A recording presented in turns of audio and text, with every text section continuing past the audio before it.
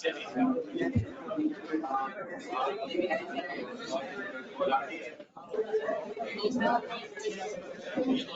Number 79 ही करो।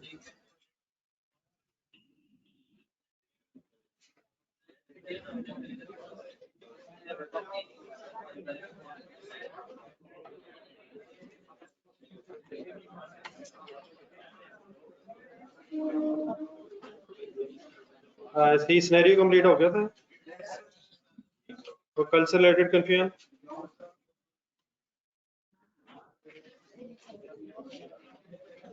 Online students आवाज आ रही है?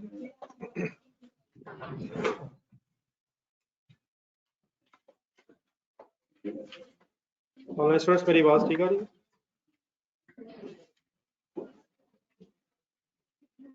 तो कल से रिलेटेड क्वेश्चन हो किसी का?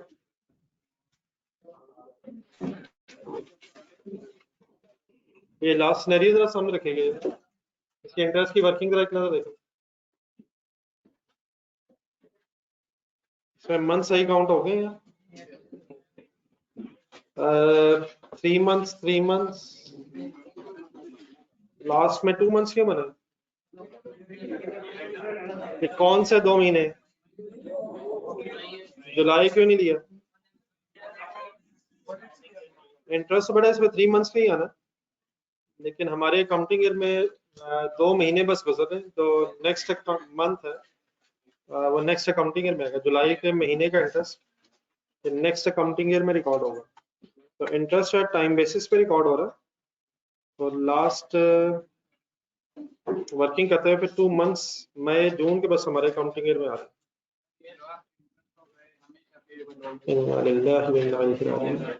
अगर इस साल का इंटरेस्ट इसी साल पे हो रहा होगा तो फिर पेएबल नहीं होगा, और अगर इस साल का इंटरेस्ट अगले साल पे हो रहा होगा तो पेएबल होगा, या हमेशा इस साल का अगले साल पे होगा, ऐसी कोई बात नहीं। एक्सपेंस पेएबल कब होगा? अगर इस पीरियड का एक्सपेंस हो लेकिन पे ना हो। वैसे मेरा ख्याल है ऐसे कोई रट्टा लगाने की जरूरत नहीं है, अगर पे हो गया तो ठीक है, अगर नहीं पे हुआ तो लाइबिलिटी। कोई और कंफ्यूजन? पेज नंबर 83 निकालो। स्टार्ट लिया करें सर।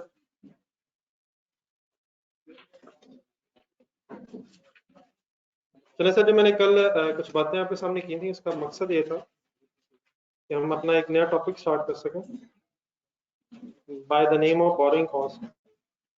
आवाजें खत्म किया करें please.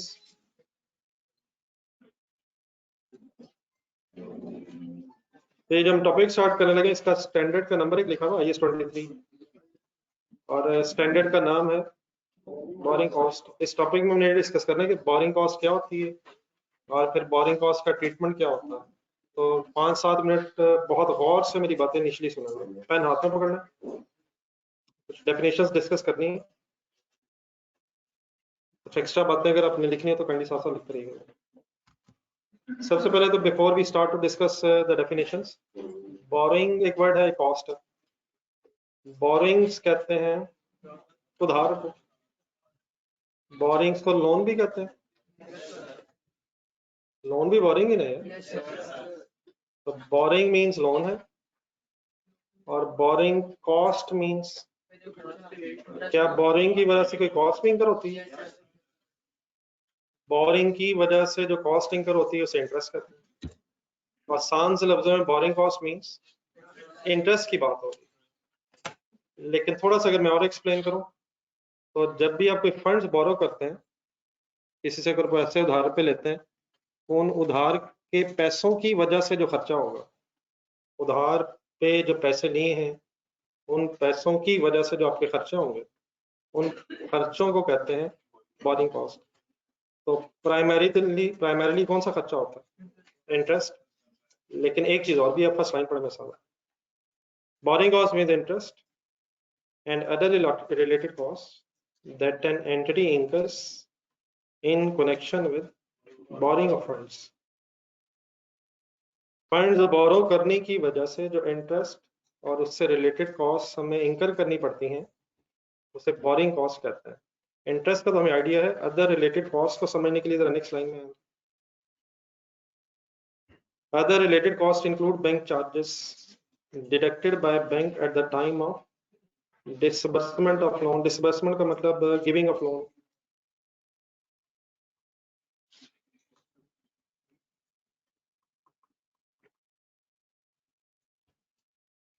Disbursement means bank loan दे रहा है, तो बैंक सभी लोन देते हुए समटाइम्स क्या करता है, बैंक चार्जेस हमसे डिडक्ट करता है।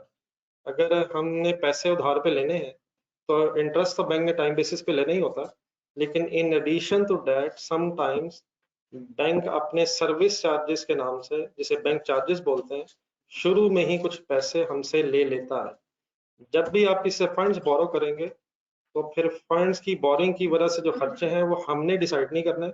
वो कौन डिसाइड करेगा? वो लेंडर डिसाइड करता है। लेंडर मीन्स जो पैसे दे रहा होता है, और पैसे जो दे रहा होता है वो बैंक है नॉर्मली। तो बैंक इंटरेस्ट तो लेता ही लेता है, लेकिन सम टाइम बैंक इंटरेस्ट के साथ साथ वन टाइम पेमेंट शुरू में ही हमसे लेता है अपने सर्विस चार्जेस के नाम से। उसको फिर बैंक चार्जेस बोलते हैं। ठीक है, अब ऊपर फर्स्ट लाइन में वापस आए। तब अगर हमें इंटरेस्ट देना पड़ रहा है लोन की वजह से, या कोई अदर रिलेटेड चार्जेस इन बैंक चार्जेस देने पड़ रहे हैं लोन की वजह से, तो ऐसे खर्चे को कहते हैं borrowing cost. In other words, boring की वजह से जो हमें खर्चे पे करने पड़ रहे हैं वो बोरिंग कॉस्ट कहलाते हैं।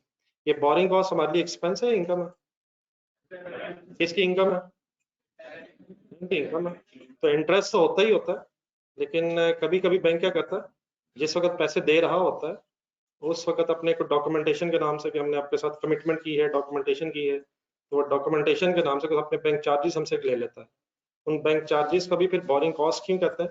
क्योंकि वो भी हमें क्यों पे करना पड़ा, वो भी हमें क्यों पैसे देने पड़ रहे हैं? क्योंकि हम बैंक से लोन ले रहे हैं। तब क्वेश्चंस में इन बैंक चार्जेस को एग्जामिनर डिफरेंट नेम से हमें बताता है। तो नेक्स्ट एग्जांपल्स पढ़े, मतलब वर्ड्स पढ़े। डिफरेंट नेम्स नहीं, मतलब different names used for bank charges in exam question. Bank charges को एग्जामिनर क्वेश्चंस में डिफरेंट नेम से हमें बताता है, तो नेम्स का थोड़ा सा आइडिया आपके सामने आएगा। इसे अरेंजमेंट फी बोलते हैं। अरेंजमेंट फी भी अगर कहेंगे तो आपके जहन में क्या आएगा? ये बैंक चार्जेस है। कभी कभी इसे लोन प्रोसेसिंग चार्जेस के नाम से बताया जाता है, तो ये भी बैंक चार्जेस ही हैं। और अगर लिखा हो कमिटमेंट फी, तो मतलब अरेंजमेंट फी, लोन प्रोसेसिंग चार्जेस, कमिटमेंट फी, ये सब किस चीज की ही ऑल्टरनेट नेम्स है? बैंक चार्जेस को ही बोलने के डिफरेंट नाम। ठीक है, तो फर्स्ट लाइन पे वापस आए। इंटरेस्ट और जो अदर रिलेटेड बैंक चार्जेस हैं जो हमें बोरिंग की वजह से इंकर करने पड़ रहे हैं, उन दोनों को कलेक्टिवली, किन दोनों को? इंटरेस्ट और अदर रिलेटेड चार्जेस को कलेक्टिवली अगर बोलना हो तो बोरिंग कॉस्ट बोलते हैं। ठीक है, एक नजर यहां तक देख लें, कोई कंफ्यूजन जहन में आती है? हम बैंक के एंगल से डिस्कशन कर रहे हैं या बिजनेसेस के एंगल से जिन्होंने लोन लिया है? कॉस्ट वर्ड है, बोरिंग कॉस्ट। बोरिंग कॉस्ट किसकी होगी? जिसने लोन लिया होगा और इंटरेस्ट अकॉर्डिंगली और बैंक चार्जेस पे करने होंगे। तो कोई एंट्री जेन में आती है बोरिंग कॉस्ट? एक्सपेंस डेबिट होना, एक्सपेंस डेबिट। पे कर दिया तो कैश क्रेडिट, और अगर ये पे करना तो पेबल क्रेडिट। एक्सपेंस के एंगल से बात हो रही। Any confusion?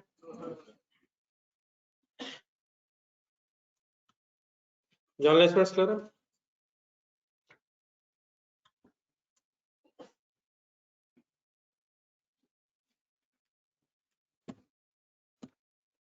देन सर उसके बाद नेक्स्ट टाइम में आएगा। अब ये जो बोरिंग्स हैं ये भी डिफरेंट नेम से एग्जामिनर क्वेश्चन में आप बताता है, आप देखते रहते हैं। डिफरेंट टाइप्स ऑफ लोन्स या बोरिंग्स। लॉन्ग टर्म लोन का भी वर्ड सुना? क्या मतलब होगा लॉन्ग टर्म लोन? ऐसे पैसे जो नेक्स्ट 12 मंथ्स के बाद पे करने, मोर देन 12 मंथ्स के बाद, तो is it boring? Loan boring एक ही बात है। फिर शॉर्ट टर्म बोरिंग भी होती है, शॉर्ट टर्म लोन, ऐसे पैसे जो नेक्स्ट 12 मंथ्स में देने होते हैं। तो शॉर्ट टर्म लोन को he sometimes short term running finance भी कहते हैं। एक बैंक ओवरड्राफ्ट भी वर्ड यूज होता है। ये अल्टरनेटिवली सेकंड और थर्ड वर्ड्स यूज होते रहते हैं। और ये जो अगर शॉर्ट टर्म लोन्स हो तो ये हमेशा आपको करंट लायबिलिटीज में नजर आएंगे, ये भी लिखे साथ। लॉन्ग टर्म लोन अगर है तो नॉन करंट लायबिलिटी है, और शॉर्ट टर्म लोन या short term running finance, bank overdraft, ये हमेशा शॉर्ट टर्म लोन्स के लिए वर्ड है। तो ये करंट लायबिलिटीज में स्टेटमेंट ऑफ फाइनेंशियल पोजीशन में नजर आएंगे। लेकिन कभी कभी ये जो लॉन्ग टर्म लोन होता है इसका फिर करंट पोर्शन का आइडिया है आपको? उसका क्या मीनिंग होता है? लॉन्ग टर्म लोन में से वो हिस्सा जो नेक्स्ट 12 मंथ्स में पे होना फिर current portion of long term loan के नाम से भी हो सकता है, लेकिन एज इट इज अगर शॉर्ट टर्म लोन बोला जाए तो मतलब ये होगा कि वो लोन है जिसे हमने लिया ही नेक्स्ट 12 मंथ्स तक है, मतलब जो लिया है ये पैसे जो लिए हैं इनको हमने पे करना ही नेक्स्ट 12 मंथ्स में।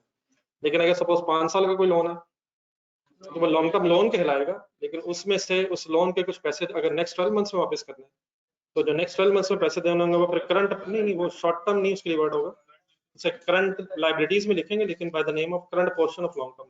जिसका शायद हम कल लिख रहे थे, एक नजर देखें जरा रजिस्टर में, कल जो क्वेश्चन हम कर रहे थे उसमें वो लॉन्ग टर्म लोन थे, देखें जरा एक मिनट।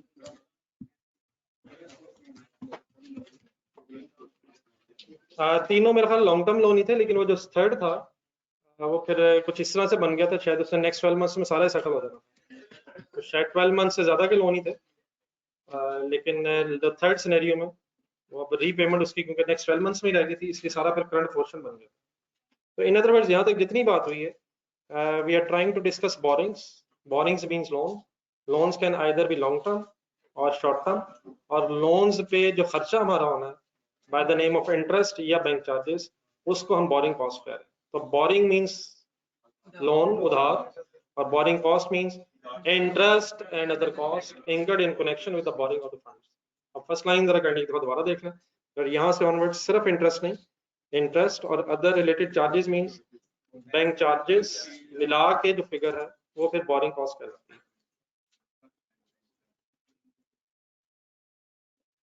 साथ साथ काइंडली रहा करें, समटाइम्स तो नई बातें शुरू कर देते हैं वो यकीनन सारी बातें हो जाएंगी, साथ साथ समझने की कोशिश, जो बात हो रही है उसको पहले समझ लिया करें, फिर अगर अल्टरनेटिवली कोई चीज़ जहन में आ रही है तो इंशाल्लाह वो मेरा ख्याल मैक्सिमम डिस्कस हो ही जाती है, कोई रह जाए तो वो अलग इशू है।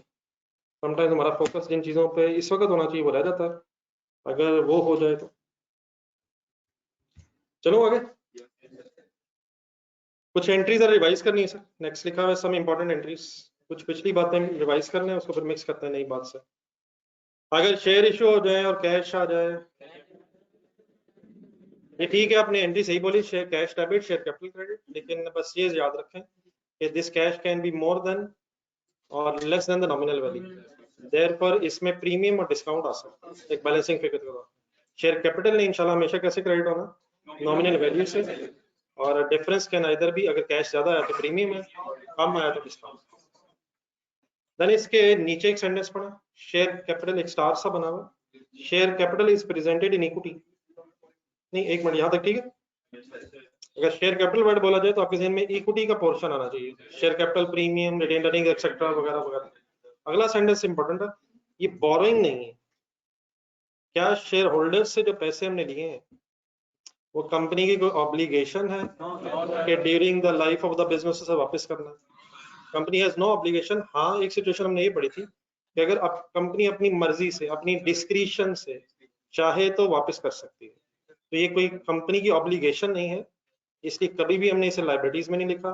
तो शेयर होल्डर्स के जो पैसे होते हैं ये कंपनी ने कोई उधार नहीं लिया हुआ है। उधार की कैरेक्टरिस्टिक क्या होती है, उधार किसे कहते हैं, आपने हमेशा वापस करना होता है, चाहे अगले साल करना हो या 10 साल बाद करना हो 20 साल बाद करना हो, उधार कहते ही शायद उसे जिसे वापस करना है, और साथ विद इंटरेस्ट शायद वापस करना होता है। तो शेयर कैपिटल हमेशा अपने इक्विटी में लिखा है, लाइबिलिटी नहीं है, पैसे वापस नहीं करने अनलेस बिजनेस वाइंड अप हो जाए, और वाइंड अप हो के भी अगर एक्स्ट्रा पैसे बचेंगे तो फिर वापस पैसे करेंगे।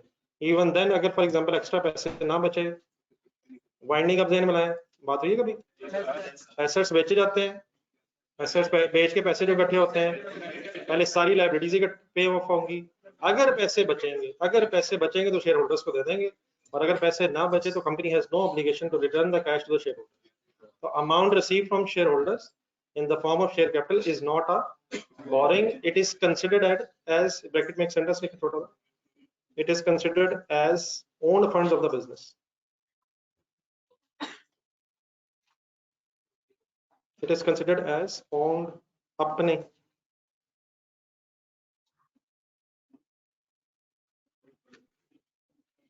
कंपनी के अपने पैसे कंसिडर होते हैं सर, ये कंपनी किसकी, शेयर होल्डर्स की, शेयर होल्डर्स की, डायरेक्टर्स की नहीं, शेयर होल्डर्स की।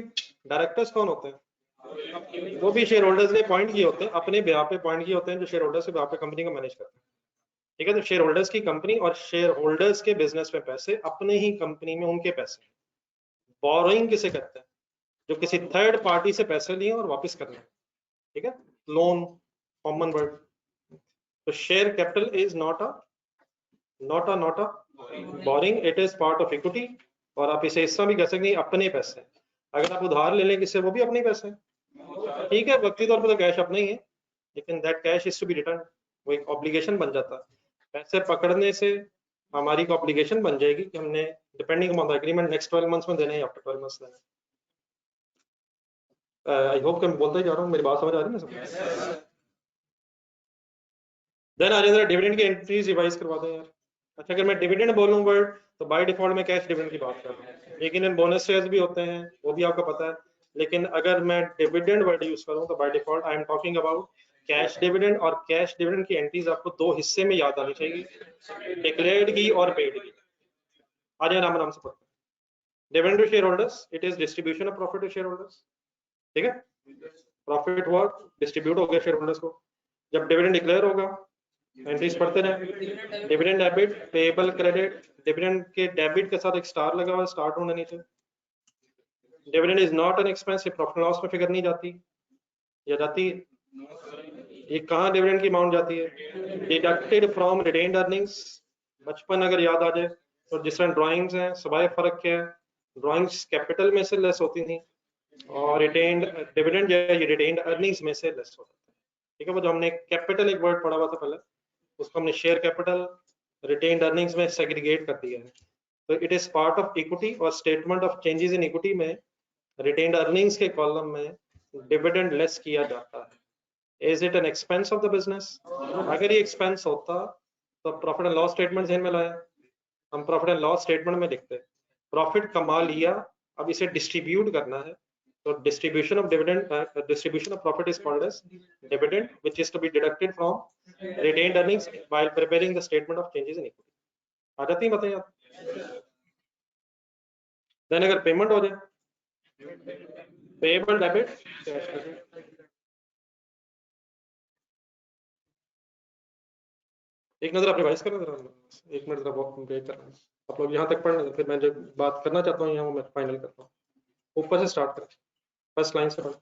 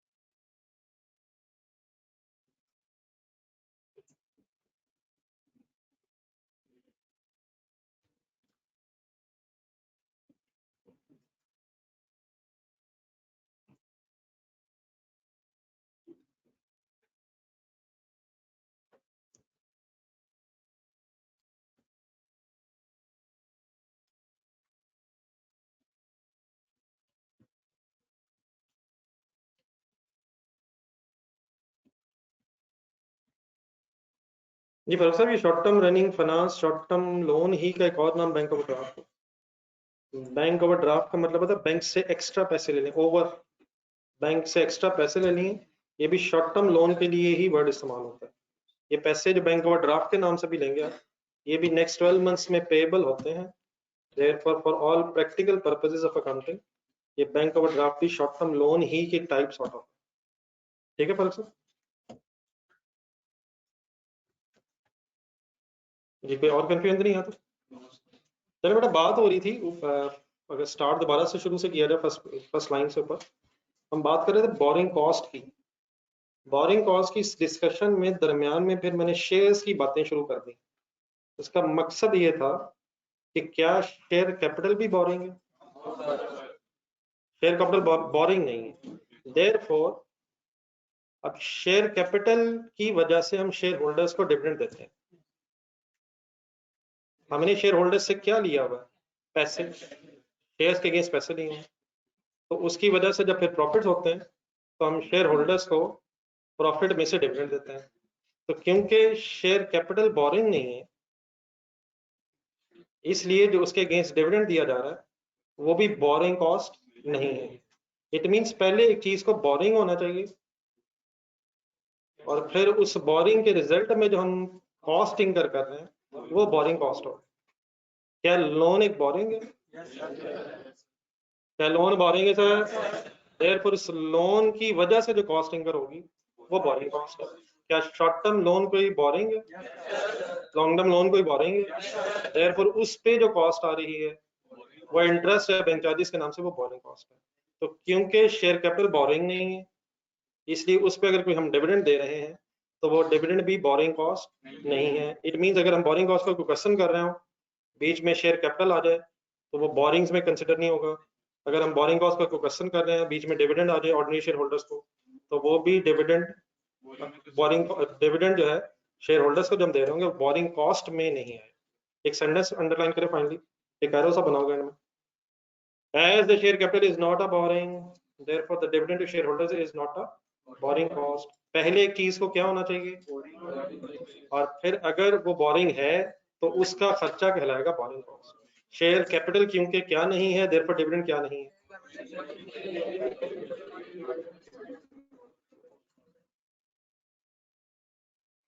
Any confusion? अब रजिस्टर खोले थे, बुक बल्कि बंद ही कर दे थोड़ी देर।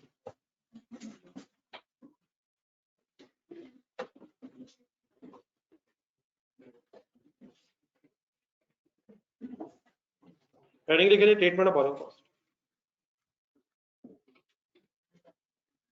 Treatment of borrowing cost.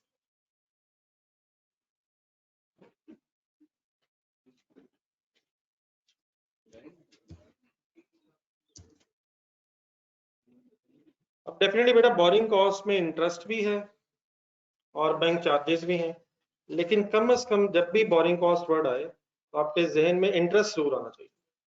बाकी ठीक है, उसकी डेप्थ में अगर जाएंगे तो बैंक चार्जेस के नाम से अदर रिलेटेड कॉस्ट भी हैं, फिर उन बैंक चार्जेस के भी मैंने आपको नाम बताए हैं, तो वो इंशाल्लाह साथ साथ याद हो जाएंगे। कम से कम जैसे ही बोरिंग कॉस्ट वर्ड आए आपके जहन में सिंपली क्या आना चाहिए कि इंटरेस्ट ऑन लोन की बात हो रही। अब हेडिंग हमने बना ली treatment of borrowing cost. Treatment of borrowing cost का सिंपली मतलब ये है कि हमने ये डिसाइड करना है कि बोरिंग कॉस्ट अगर इंकर हो गई है तो हमने इसका करना क्या है। तो बोरिंग कॉस्ट अगर इंकर होगी तो हमने इसका क्या करना है, क्या हमने कोई एक्सपेंस रिकॉर्ड करना है? What is the treatment of borrowing cost? Recognise the borrowing cost as an expense when incurred. आगे मैंने कुछ बातें जरा करनी, आपसे रिक्वेस्ट रहेगी मेरे वर्ड्स भी सुनते जाएं, मैं थोड़ा सा लिख भी रहा हूँ, इस पर एकदम लिखने की जल्दी ना कीजिएगा, पहले बात पूरी समझ लें, बात बिल्कुल सिंपल है। ट्रीटमेंट ऑफ बोरिंग कॉस्ट में borrowing cost is, borrowing cost is recognise का मीनिंग क्या होता है? Recorded as an expense, as an expense when incurred. Incurred किसे कहते हैं? जब हो जाए, बोरिंग कॉस्ट का जब एक्सपेंस हो जाए। बोरिंग कॉस्ट का एक्सपेंस कब होता है? जब लोन लेने के बाद टाइम गुजर जाता है। क्या जब पे हो जाता है? बोरिंग कॉस्ट एक्सपेंस कब बन जाती है? आपने लोन लिया, आपने आज लोन लिया, एक महीना गुजर गया, क्या एक महीने का इंटरेस्ट अब उस लोन पे एक्सपेंस हो गया है? अगर पेमेंट नहीं की तो पेबल भी हो गया है, और अगर पेमेंट कर दी है तो interest expense debit, cash credit हो जाएगा। नहीं पेमेंट की तो एक्सपेंस डेबिट पेबल।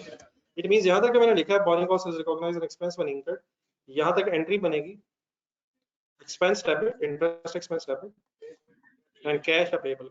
लिखे नहीं यहाँ।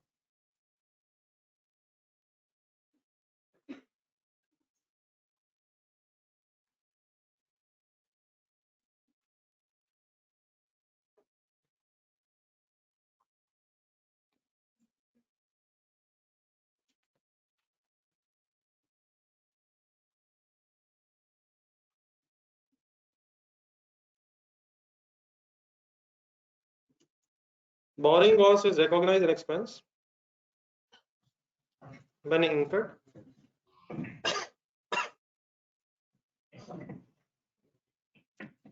मींस एक्सपेंस डेबिट, पेमेंट होगी तो कैश क्रेडिट, और अगर पेमेंट अभी नहीं हुई तो payable credit.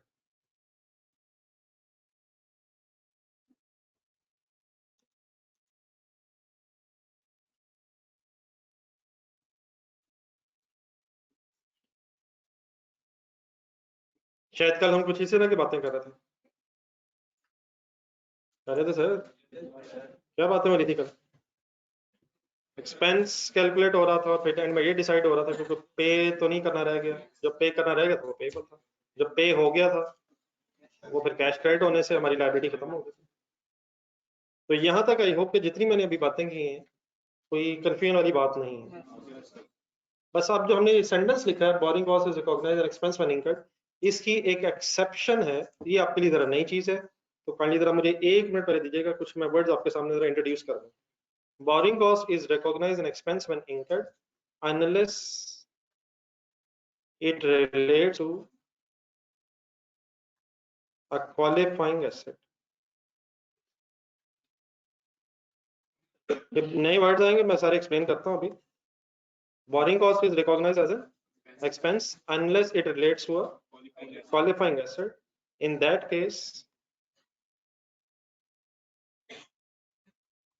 that case it is capitalized to the cost of qualifying asset।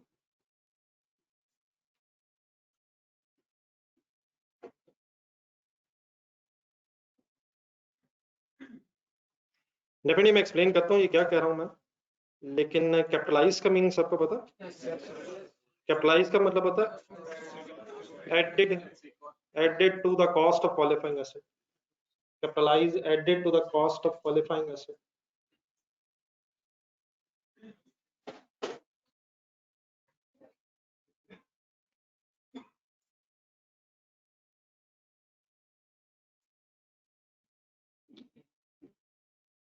just एक सेकंड।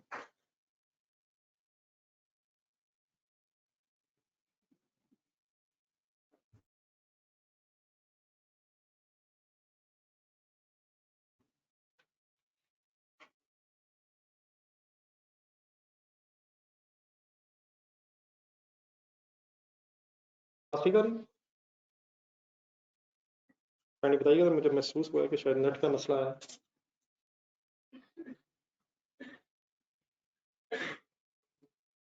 स्टूडेंट्स प्लीज मेरी आवाज ठीक आ रही है?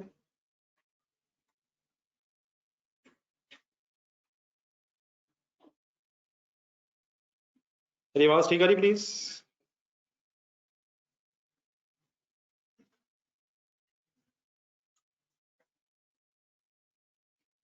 जी सर, इससे पहले कि आप लिखें जरा थोड़ा सा मुझे जरा ट्रांसलेट कर दें जो मैंने बात की आपके सामने क्या है।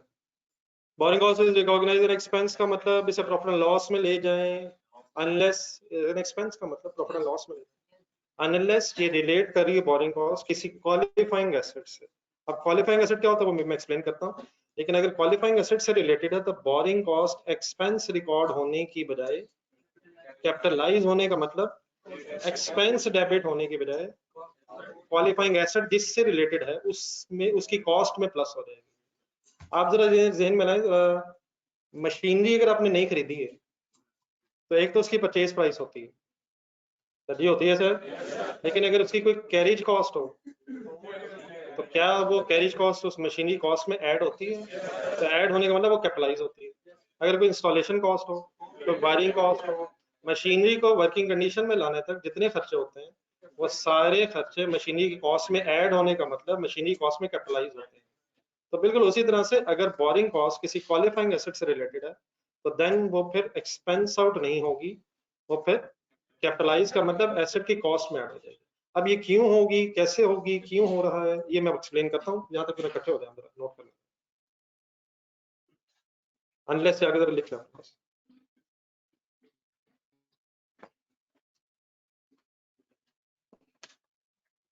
बोरिंग कॉस्ट हमेशा एक्सपेंस आउट करेंगे आप, अनलेस वो बोरिंग कॉस्ट किसी क्वालिफाइंग एसेट से रिलेटेड अगर हो तो फिर वो बोरिंग कॉस्ट एक्सपेंस डेबिट होने की बजाय वो रिलेटेड क्वालिफाइंग एसेट जो होगा वो उसकी कॉस्ट में वो अमाउंट ऐड हो जाए। अब यहां जरा रुक के नोट कर लिया, लिखा लिखा।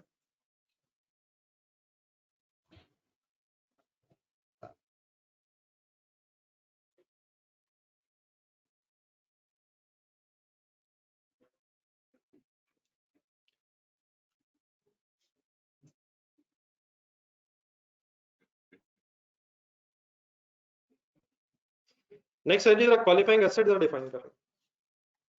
नेक्स्ट लाइन लिखें, नेक्स्ट हेडिंग लिखें, क्वालिफाइंग एसेट क्या होता है?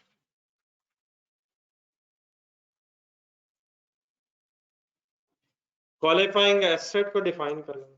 Qualifying asset means an asset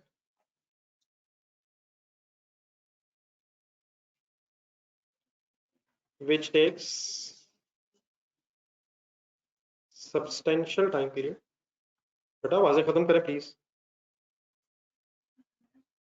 which takes place means an asset which takes substantial time period, which takes substantial time period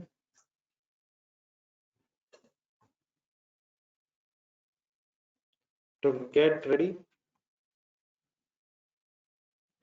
for its intended use or sale। Qualifying asset means an asset which takes substantial time period to get ready for its intended use or sale।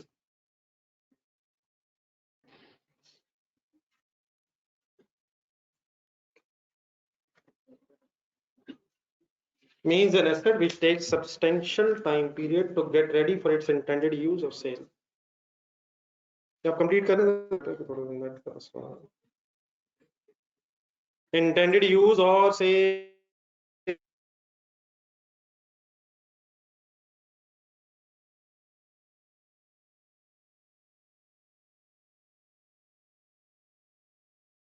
अगर किसी asset को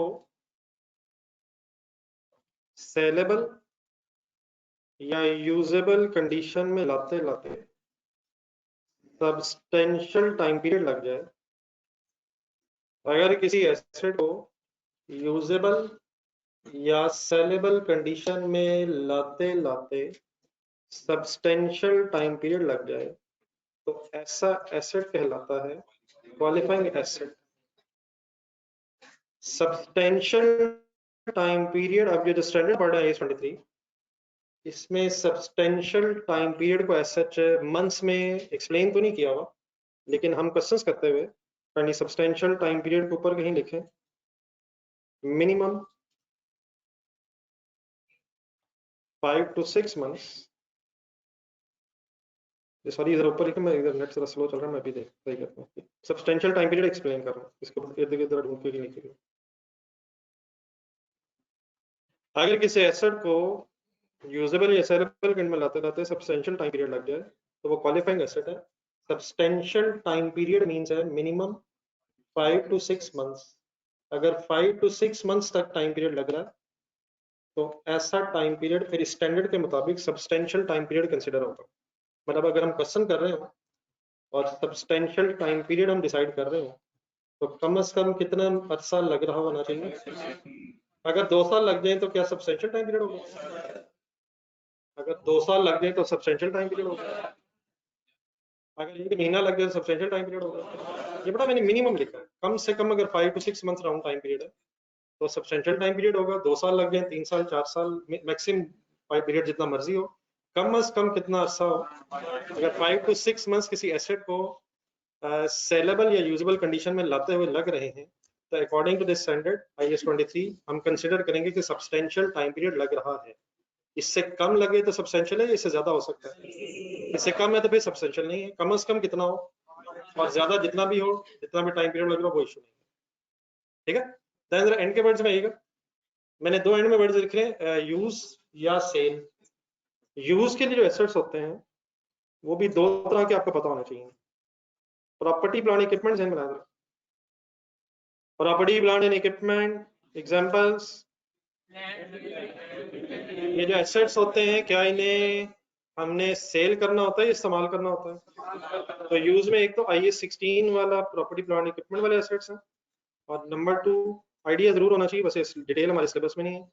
intangible assets भी use के होते हैं। अगर कोई software आपने खरीदा इस्तेमाल के लिए, सॉफ्टवेयर बस काफी है। इंटेंजिबल एसेट सॉफ्टवेयर एक एग्जांपल के तौर पर लिखें। तो टेंजिबल या इंटेंजिबल एसेट्स जो आपने यूज के लिए रखे होते हैं, ठीक है। सिर्फ डिस्टिंग्विशिंग फैक्टर क्या है, शायद अगर फिजिकल एग्जिस्टेंस है तो property plant equipment tangible assets हैं, और अगर फिजिकल एग्जिस्टेंस नहीं है तो इंटेंजिबल एसेट्स हैं। तो property plant equipment intangible assets.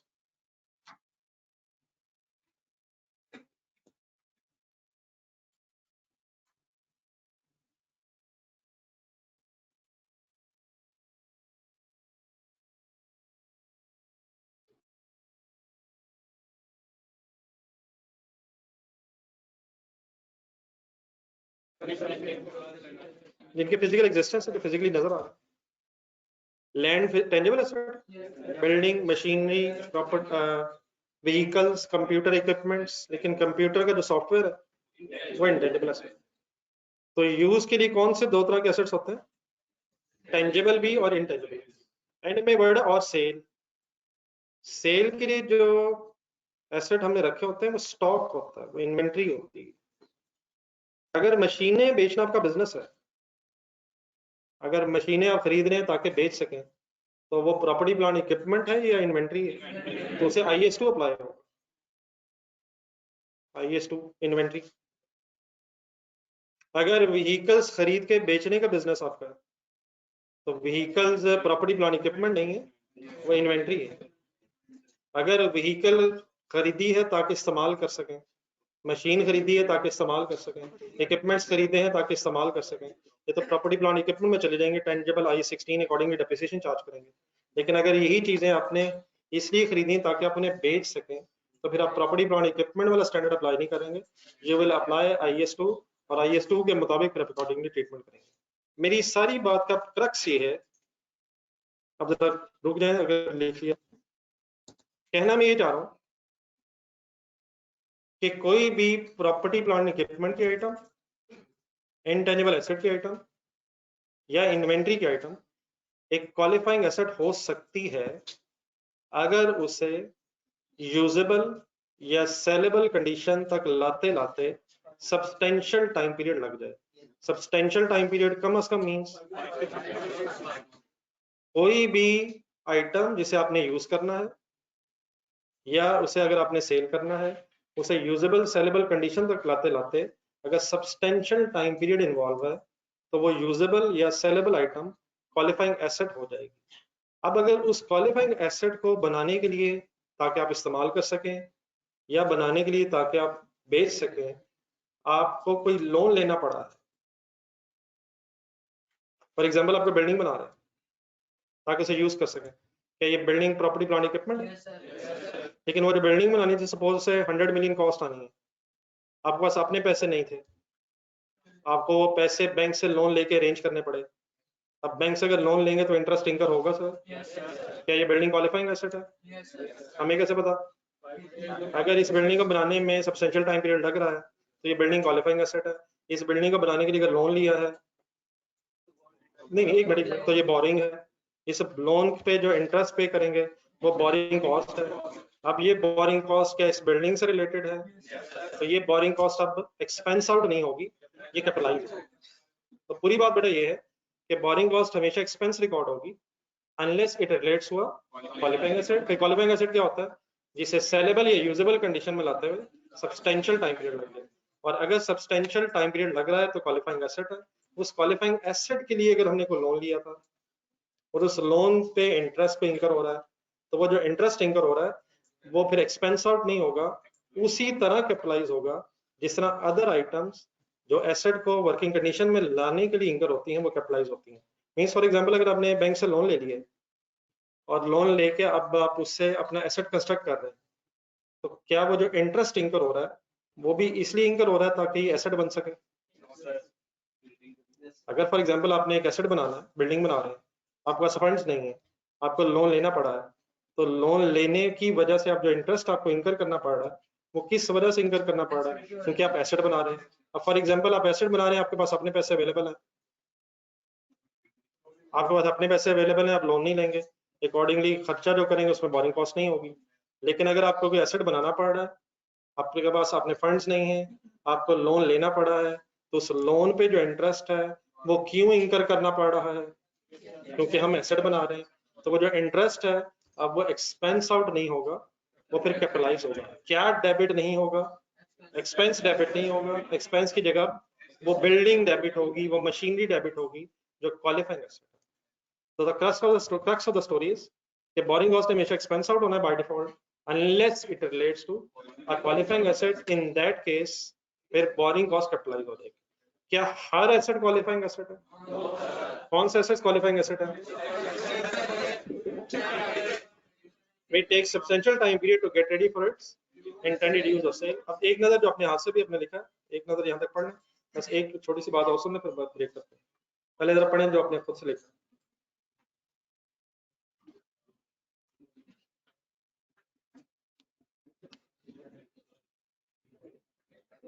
बस सर जी पढ़ने के लिए, सर ये क्या पढ़ने लगे? सर सर मैं बता देता हूँ टाइम, अभी 4 बजने में 2 मिनट रहते हैं। सही नजर नहीं आ रहा था मैं यहाँ 5 रहते हैं, वहाँ 2 रहते हैं।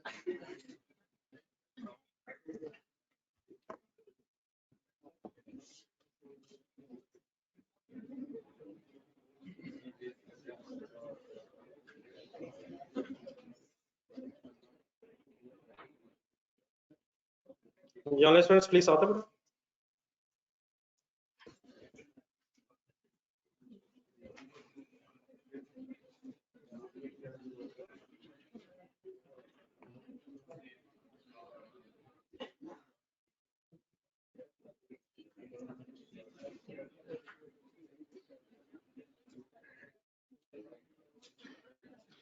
पेज नंबर 84 नहीं कर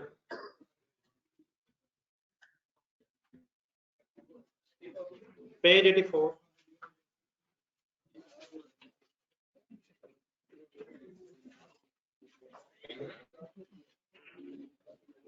पेज 84 के स्टार्ट पे बेटा एक क्वालिफाइंग एसेट की हेडिंग लिखी होगी, उसकी तो मैंने एग्जांपल्स दे दी आपको। आप एग्जांपल्स ऑफ डेफिनेशन में लिखवा दी, एग्जांपल्स ऑफ क्वालिफाइंग एसेट का। क्वालिफाइंग एसेट्स की एग्जांपल्स में क्या क्या शामिल हो सकता है? नहीं आराम नहीं, वो तो मतलब मेन बात हुई ना, थोड़ा सा एग्जांपल्स और डेप्थ में आते हैं। डिपेंडिंग अपॉन द सर्कमस्टांसेस का मतलब है कि सब्सटेंशियल टाइम पीरियड अगर लग रहा है तो, और अगर नहीं लग रहा तो डेफिनेटली नीचे जितनी भी आइटम्स आएंगी ये क्वालिफाइंग एसेट नहीं है। Depending upon the circumstances any of the following may be a qualifying asset. Construction of the factory building, head office building. अब डिपेंडिंग ऑन द सर्कमस्टांसेस से मतलब क्या है? नहीं 5-6 महीने बस ठीक है, ध्यान में रख लेते हैं हम, लेकिन सब्सटेंशियल टाइम पीरियड जरा बड़ा ध्यान में रखते हैं। अगर फॉर एग्जांपल आप फैक्ट्री बिल्डिंग की कंस्ट्रक्शन कर रहे हैं, हेड ऑफिस बिल्डिंग कंस्ट्रक्शन कर रहे हैं, सब्सटेंशियल टाइम पीरियड इन्वॉल्व है, तो क्या ये एसेट्स, ये बिल्डिंग्स क्वालिफाइंग एसेट्स हो जाएंगे? नंबर 2 पढ़े, purchase and installation of the plant and machinery specially if it is imported. देखिए बेटा अगर फॉर एग्जांपल कोई मशीनरी है जो आपने लोकली मींस पाकिस्तान से खरीदी है और मशीनरी खरीदी इंस्टॉल करनी है, तो इसे शायद ना सब्सटेंशियल टाइम पीरियड ना लगे। लेकिन अगर even then locally purchase machinery को भी सब्सटेंशियल टाइम पीरियड लग जाए वर्किंग कंडीशन तक लाते लाते, तो ये मशीनरी भी क्वालिफाइंग एसेट हो सकती है। लेकिन खास तौर पर अगर आप इंपोर्ट्स करें, इंपोर्ट्स का मतलब क्या होता है? पाकिस्तान से बाहर से खरीदें, फॉर एग्जांपल जापान से मशीनरी ने पाकिस्तान में लाहौर में आपकी फैक्ट्री में इंस्टॉल होना है, तो जापान से फिर पाकिस्तान में अगर आनी है तो पहले ship by ship normally machineries आती हैं, क्योंकि बाय एयर तो बहुत ज़्यादा कॉस्टली होता है, तो बाय शिप ट्रेवलिंग होती है इन गुड्स की। तो जापान से कराची पोर्ट पहुंचेंगी। अब पोर्ट तक पहुंचते पहुंचते शिपमेंट में भी कई समटाइम महीने इन्वॉल्व हो जाते हैं। फिर कराची पोर्ट से लाहौर आना उसमें, फिर लाहौर में इंस्टॉल होना है, वायरिंग होनी है, ठीक है। तो अगर सब्सटेंशियल टाइम पीरियड लग गया इस सारे प्रोसेस में, परचेज से लेकर इंस्टॉलेशन तक, तो ये मशीनरी क्या बन जाएगी? क्वालिफाइंग एसेट बन जाएगी। ऑब्वियस अगर सब्सटेंशियल टाइम पीरियड नहीं लगा है तो ये मशीनरी एसेट तो है, लेकिन क्या नहीं है? क्वालिफाइंग एसेट अगर नहीं है तो फिर अगर इससे रिलेटेड कोई बोरिंग कॉस्ट है तो उसने कैपिटलाइज नहीं होगा, फिर एक्सपेंस आउट होगा। नंबर 3, पावर जनरेशन फैसिलिटीज का मतलब इस तरह से होता है कि ये बड़ी बड़ी जो फैक्ट्रीज होती हैं ये वापडा की इलेक्ट्रिसिटी पे डिपेंडेंट होना पसंद नहीं करती हैं, क्योंकि वापडा की इलेक्ट्रिसिटी कभी आती कभी नहीं। तो बहुत सी बड़ी बड़ी फैक्ट्रीज अपने पावर जनरेशन प्लांट्स लगा लेती हैं, इससे खुद ही बिजली जनरेट करके खुद भी यूज करते हैं, और अगर इर्द गिर्द के लोग इंटरेस्टेड हों तो उन्हें भी सप्लाई करते हैं अपने प्राइवेट पावर जनरेशन फैसिलिटी से। अब ये अगर पावर जनरेशन फैसिलिटी भी लगा रहे हैं आप, और उससे भी सब्सटेंशियल टाइम पीरियड लग गया बनाते बनाते बनाते, और कोई लोन लिया हुआ था जिसके पैसों से आप ये पावर जनरेशन फैसिलिटी बना रहे थे, सब्सटेंशियल टाइम पीरियड अगर इन्वॉल्व है, तो ये पावर जनरेशन फैसिलिटी क्या बन जाएगी, क्वालिफाइंग एसेट बन जाएगी, और इससे रिलेटेड अगर कोई बोरिंग कॉस्ट है तो इसकी टोटल कॉस्ट में अप्लाई होता है। तो depending upon the situation, these are some of the examples. Machineries भी हो सकती हैं, बिल्डिंग्स भी हो सकती हैं, और फिर मैंने इन्वेंट्रीज की भी एग्जांपल दी, इन्वेंट्रीज भी हो सकती हैं। डिसाइडिंग क्राइटेरिया क्या है, डिसाइडिंग क्राइटेरिया क्या है, सब्सटेंशियल टाइम पीरियड अगर इन्वॉल्व है तो। दो बातें बस आखिरी, दो एरोस बने हुए हैं। हमारी इस डिस्कशन का ये भी हरगिज मतलब नहीं है कि हर एसेट ही क्वालिफाइंग एसेट है। दो एरोस में से पहला एरो ढूंढे, assets that are ready for their intended use or sale when acquired means purchased। अगर कोई एसेट खरीदा है और वो अवेलेबल फॉर यूज है या अवेलेबल फॉर सेल है तो वो क्वालिफाइंग एसेट नहीं है। फॉर एग्जांपल, अगर आपने फर्नीचर खरीदा बना बनाया, तो क्या जैसे ही खरीदेंगे काबिल इस्तेमाल होगा? तो एसेट तो है लेकिन क्वालिफाइंग एसेट नहीं है। अगर कोई कंप्यूटर खरीदे, एसेट तो है, क्वालिफाइंग एसेट नहीं है। व्हीकल्स खरीदी हैं बनी बनाई, एसेट तो है, क्वालिफाइंग एसेट नहीं। अब फॉर एग्जांपल व्हीकल्स आप खरीद रहे हैं, बनी बनाई व्हीकल्स खरीद रहे हैं आप, बसेस ट्रक्स वगैरह फॉर एग्जांपल, या इवन कार्स, अगर ये बनी बनाई है, पैसे आपके पास नहीं थे, लोन लेके अगर आपने ये व्हीकल्स परचेज किए हैं, अब ये व्हीकल्स अगर क्वालिफाइंग एसेट नहीं है तो फिर चाहे लोन पे इंटरेस्ट इंकर हो, वो इंटरेस्ट कहाँ जाएगा? एक्सपेंस आउट होगा। पहले एसेट को क्वालिफाइंग एसेट होना चाहिए, और फिर उससे अगर रिलेटेड लोन पे कोई बोरिंग कॉस्ट है वो फिर कैपिटलाइज होगी। तो ये तीनों जो एग्जांपल्स के तौर पे चीजें आई हैं, फर्नीचर, कंप्यूटर, व्हीकल, क्या ये एसेट है? एसेट है, लेकिन क्योंकि अवेलेबल फॉर यूज है व्हेन एक्वायर्ड, तो क्वालिफाइंग एसेट नहीं है। देयरफॉर अगर ये चीजें लोन लेके पैसे, लोन के पैसों से भी खरीदी गई हैं, इवन देन इनका जो बोरिंग कॉस्ट का खर्चा होगा वो एक्सपेंस आउट ही होगा, कैपिटलाइज नहीं होगा। कैपिटलाइज कब होना है? मेरी बात क्लियर है प्लीज?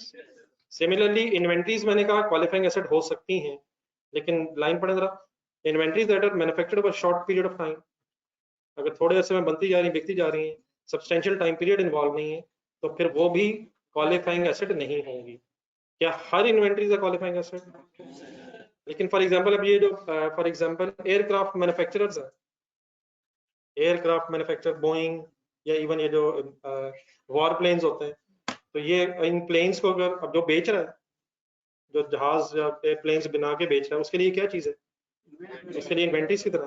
तो अगर इन एयरप्लेन्स को बनाने में कुछ सब्सटेंशियल टाइम पीरियड लग रहा है, उसने लोन लिया हुआ था, पैसे पैसे लिए हुए थे एज अ लोन, उसका इंटरेस्ट है, तो उसकी इस इन्वेंट्री में भी, इन्वेंट्री कहलाएगी, तो इस इन्वेंट्री में भी बोरिंग कॉस्ट कैपिटलाइज हो जाती है। लेकिन रूटीन में जो इन्वेंट्रीज बनती जा रही हैं, बिकती जा रही हैं, वो क्वालिफाइंग एसेट नहीं है, और देयरफॉर उनकी बोरिंग कॉस्ट अगर कोई है तो वो फिर कैपिटलाइज होने के बजाय एक्सपेंस आउट हो जाएगी। मेरे वर्ड समझ आ रहे हैं प्लीज? बार बार फोकस किस पे कर रहा हूँ, पहली चीज को क्या होना चाहिए, किसी एसेट को अगर क्वालिफाइंग एसेट है, फिर अगर उससे रिलेटेड कोई बोरिंग कॉस्ट है तो उसने कैपिटलाइज होना है, अदरवाइज बोरिंग कॉस्ट ने एक्सपेंस आउट ही होना है। कोई कंफ्यूजन अगर जहन में आती है?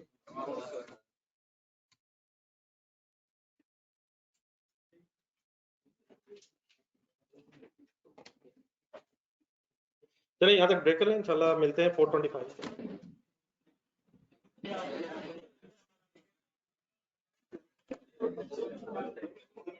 ये ठीक है बेटा ऑनलाइन स्टूडेंट्स?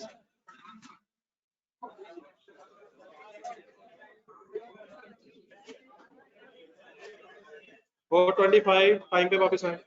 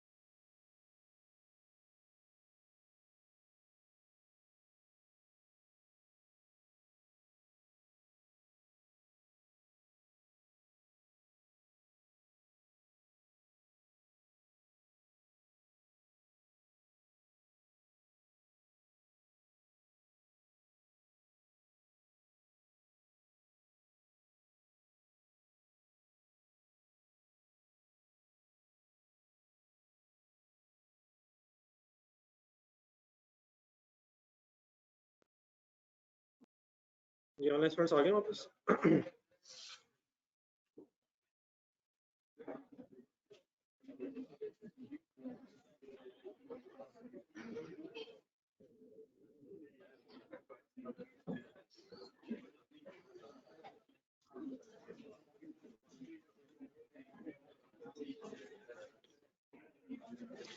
चले सर आगे स्टार्ट करें।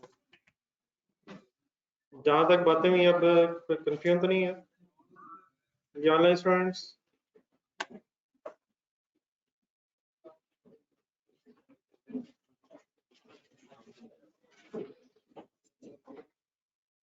चले थोड़ा सा और लिख के जरा कर ले रजिस्टर कर। नेक्स्ट हेडिंग लिखें types of borrowings.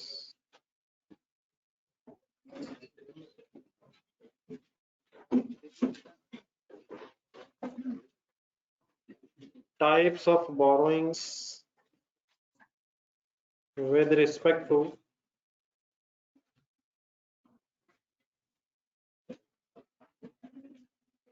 capitalization of borrowing cost.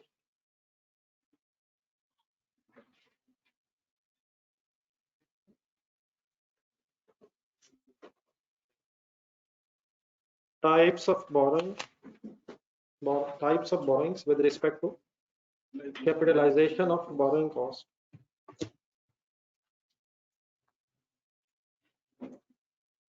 इस टॉपिक में यहाँ से ऑनवर्ड्स अब हमारी सारी डिस्कशन ये है कि अगर कोई क्वालिफाइंग एसेट है और उससे रिलेटेड कोई बोरिंग कॉस्ट है तो उसने कैसे कैपिटलाइज होना है।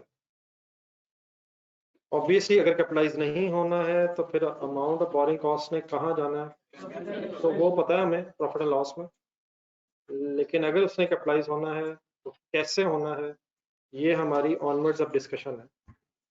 तो हेडिंग मेरी ये है कि types of borrowings with respect to capitalisation of borrowing cost. मतलब अगर बोरिंग कॉस्ट ने कैपिटलाइज होना है तो बोरिंग कॉस्ट की कैपिटलाइजेशन के एंगल से बोरोइंग्स की दो टाइप्स हैं। Number 1 specific borrowings,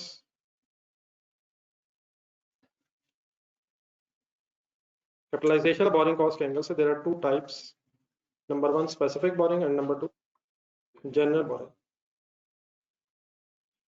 Specific borrowings, general borrowings.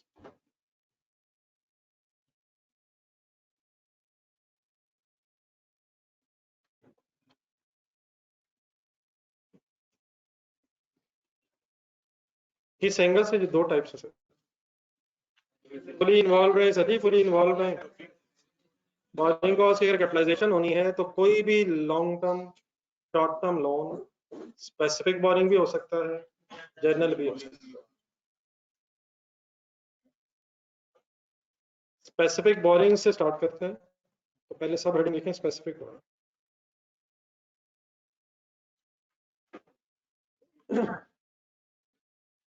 Specific boring,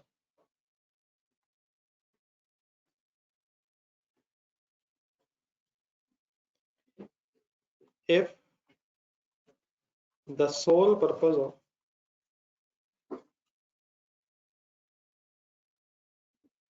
one or more borrowings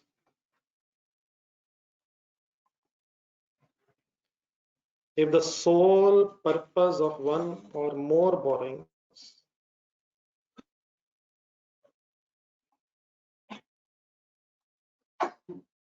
is construction, acquisition or production of a qualifying asset,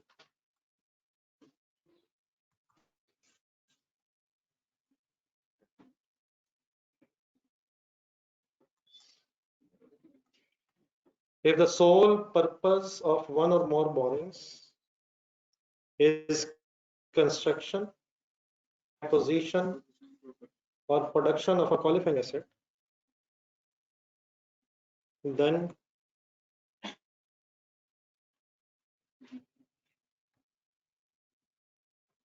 the borrowings will be called as then the borrowing or borrowings will be called as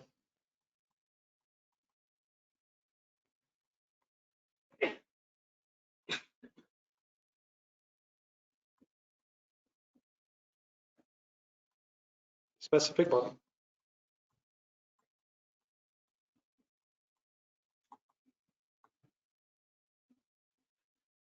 If the sole purpose of one or more borrowings is construction, acquisition, or production of a qualifying asset, then the borrowing or borrowings will be called as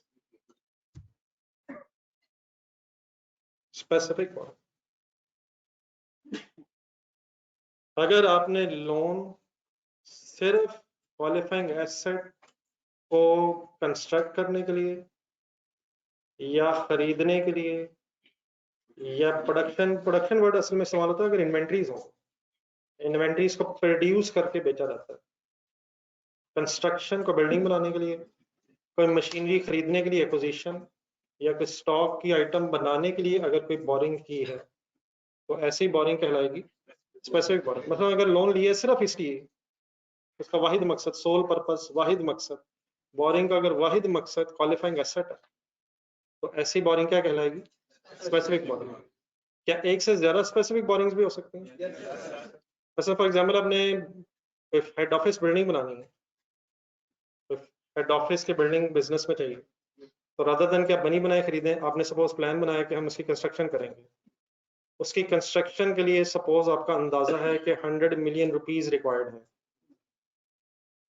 आपने जब check किया अपने business में तो आप इस building के लिए अपने स्पेयर फंड्स अलग करने की पोजीशन में नहीं है, पैसे सपोज आपके पास अपने अवेलेबल नहीं है। आपने डिसाइड किया कि इस बिल्डिंग को बनाने के लिए हम बैंक से लोन ले लेते हैं। सपोज आपने HBL बैंक में जाके अप्रोच किया, उन्होंने कहा ठीक है हम लोन तो आपको दे देते हैं लेकिन हम 40 मिलियन से ज्यादा लोन देने की पोजीशन में नहीं है आपको। लेकिन बहरहाल 40 मिलियन सपोज हमने HBL बैंक वालों से अपनी इस बिल्डिंग की कंस्ट्रक्शन के अगेंस्ट लोन ले लिया, क्या ये loan specific asset, specific boring कहलाएगा? क्यों ये लिया है? लेकिन हमें तो 100 मिलियन चाहिए था, 40 मिलियन सपोज HBL से मिल गया, देन सपोज हमने UBL बैंक को अप्रोच किया, बाकी जो 60 मिलियन है सपोज वहां से मिल गया इस क्वालिफाइंग एसेट के लिए। अब अगर ये दूसरा लोन भी इसी क्वालिफाइंग एसेट के लिए इस्तेमाल होना तो ये दोनों लोन्स क्या कहलाएंगे? तो एक स्पेसिफिक बोरिंग भी हो सकती है और एक से ज्यादा स्पेसिफिक बोरिंग्स भी हो सकती हैं। ये कैसे पता चलेगा कि ये स्पेसिफिक बोरिंग है या नहीं?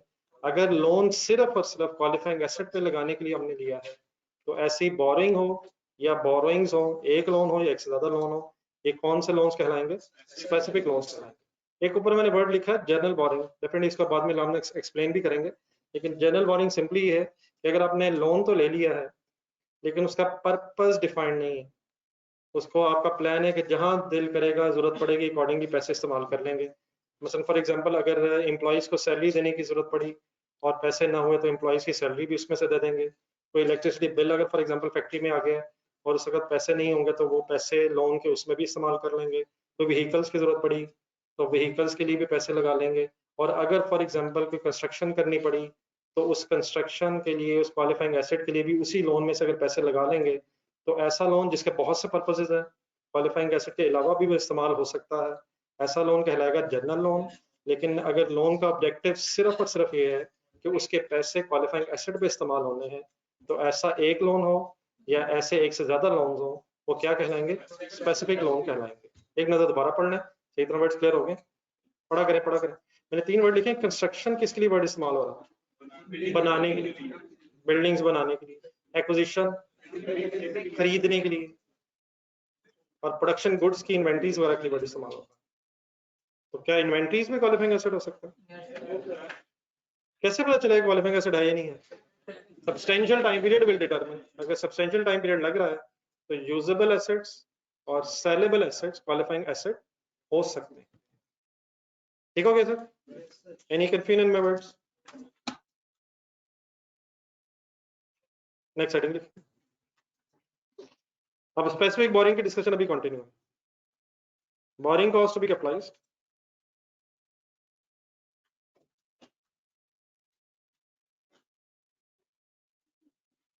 borrowing cost to capitalized in case of specific borings.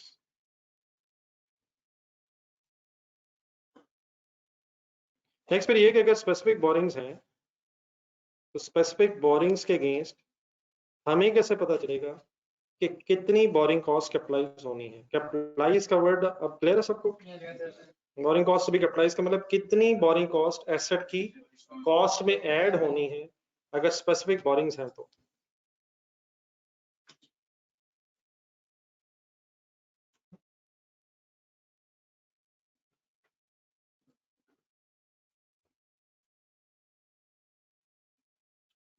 जी हाजिम साहब, अगर इंपोर्ट है तो लग सकता है, और अगर इवन पाकिस्तान से भी परचेज आपने किया है लेकिन बाद में एसेट्स में इंस्टॉल होना है, उनकी ट्रांसपोर्टेशन होनी है, तो अगर सब्सटेंशियल टाइम पीरियड लग गया, चाहे लोकली परचेज हो या इंपोर्टेड एसेट हो, तो इवन देन क्वालिफाइंग एसेट हो सकता है। हाँ, अगर बने बने एसेट लिए हैं और शॉर्ट पीरियड ऑफ टाइम में वो अवेलेबल फॉर यूज हो गए, तो देन डेफिनेटली फिर ऐसे एक्वायर्ड एसेट्स क्वालिफाइंग एसेट्स नहीं होंगे। ठीक है मिस्टर अशरफ? जी सर, अब इसका एक फार्मूला है, डरे बगैर कुछ चीजें लिखिएगा, यकीनन मैं एक्सप्लेन भी करता हूँ। हमारी हेडिंग इसको कहते हैं borrowing cost applies in case of specific boring. सबसे पहले फिर हम कैलकुलेट अब ये किया करेंगे। नेक्स्ट लाइन लिखिएगा, अमाउंट ऑफ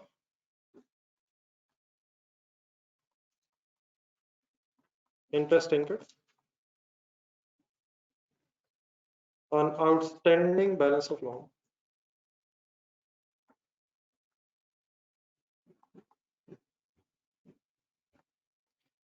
सबसे पहले हम कैलकुलेट कर लेंगे amount of interest income on the outstanding balance of loan.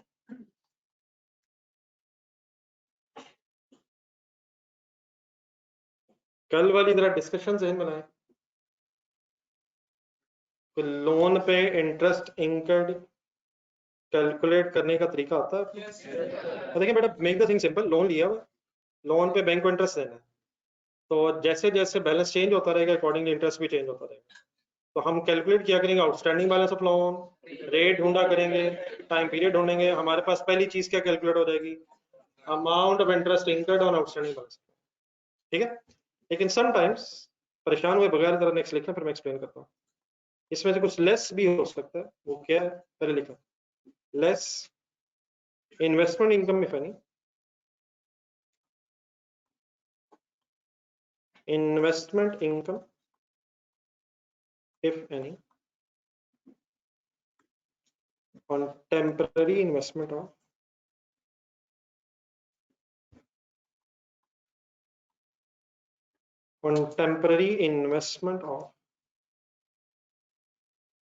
surplus funds।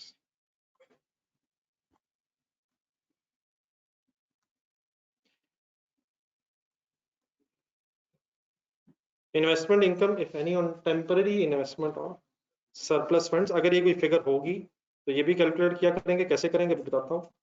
Then इसको कैलकुलेट करके अमाउंट ऑफ इंटरेस्ट इनकम में से माइनस करके जो फाइनल फिगर आएगी, that final figure will be amount of borrowing cost to be capitalised.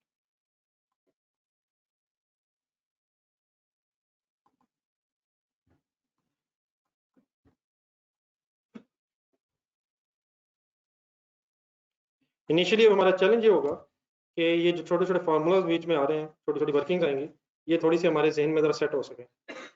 तो amount of interest incurred on outstanding balance of loan में से लेस कर देंगे investment income if any on temporary investment of surplus funds, और जो फिर less करके final figure आएगी, that will be the amount of borrowing cost to be capitalised. It means जो फाइनल फिगर आएगी फिर ये वो अमाउंट होगी जो हमारे क्वालिफाइंग एसेट की कॉस्ट में प्लस हो।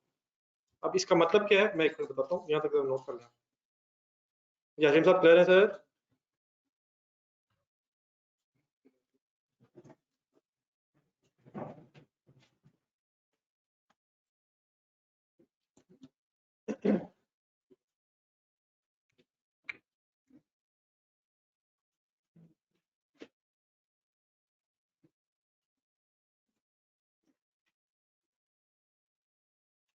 ये अगर नोट कर लेंगे तो करके बताइए। लिख लिया? लास्ट लाइन वाला हजरात ने लिख लिया सर?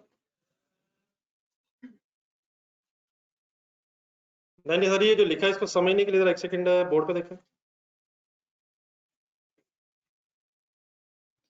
बैंक से अगर लोन लें तो डबल एंट्री बताएं।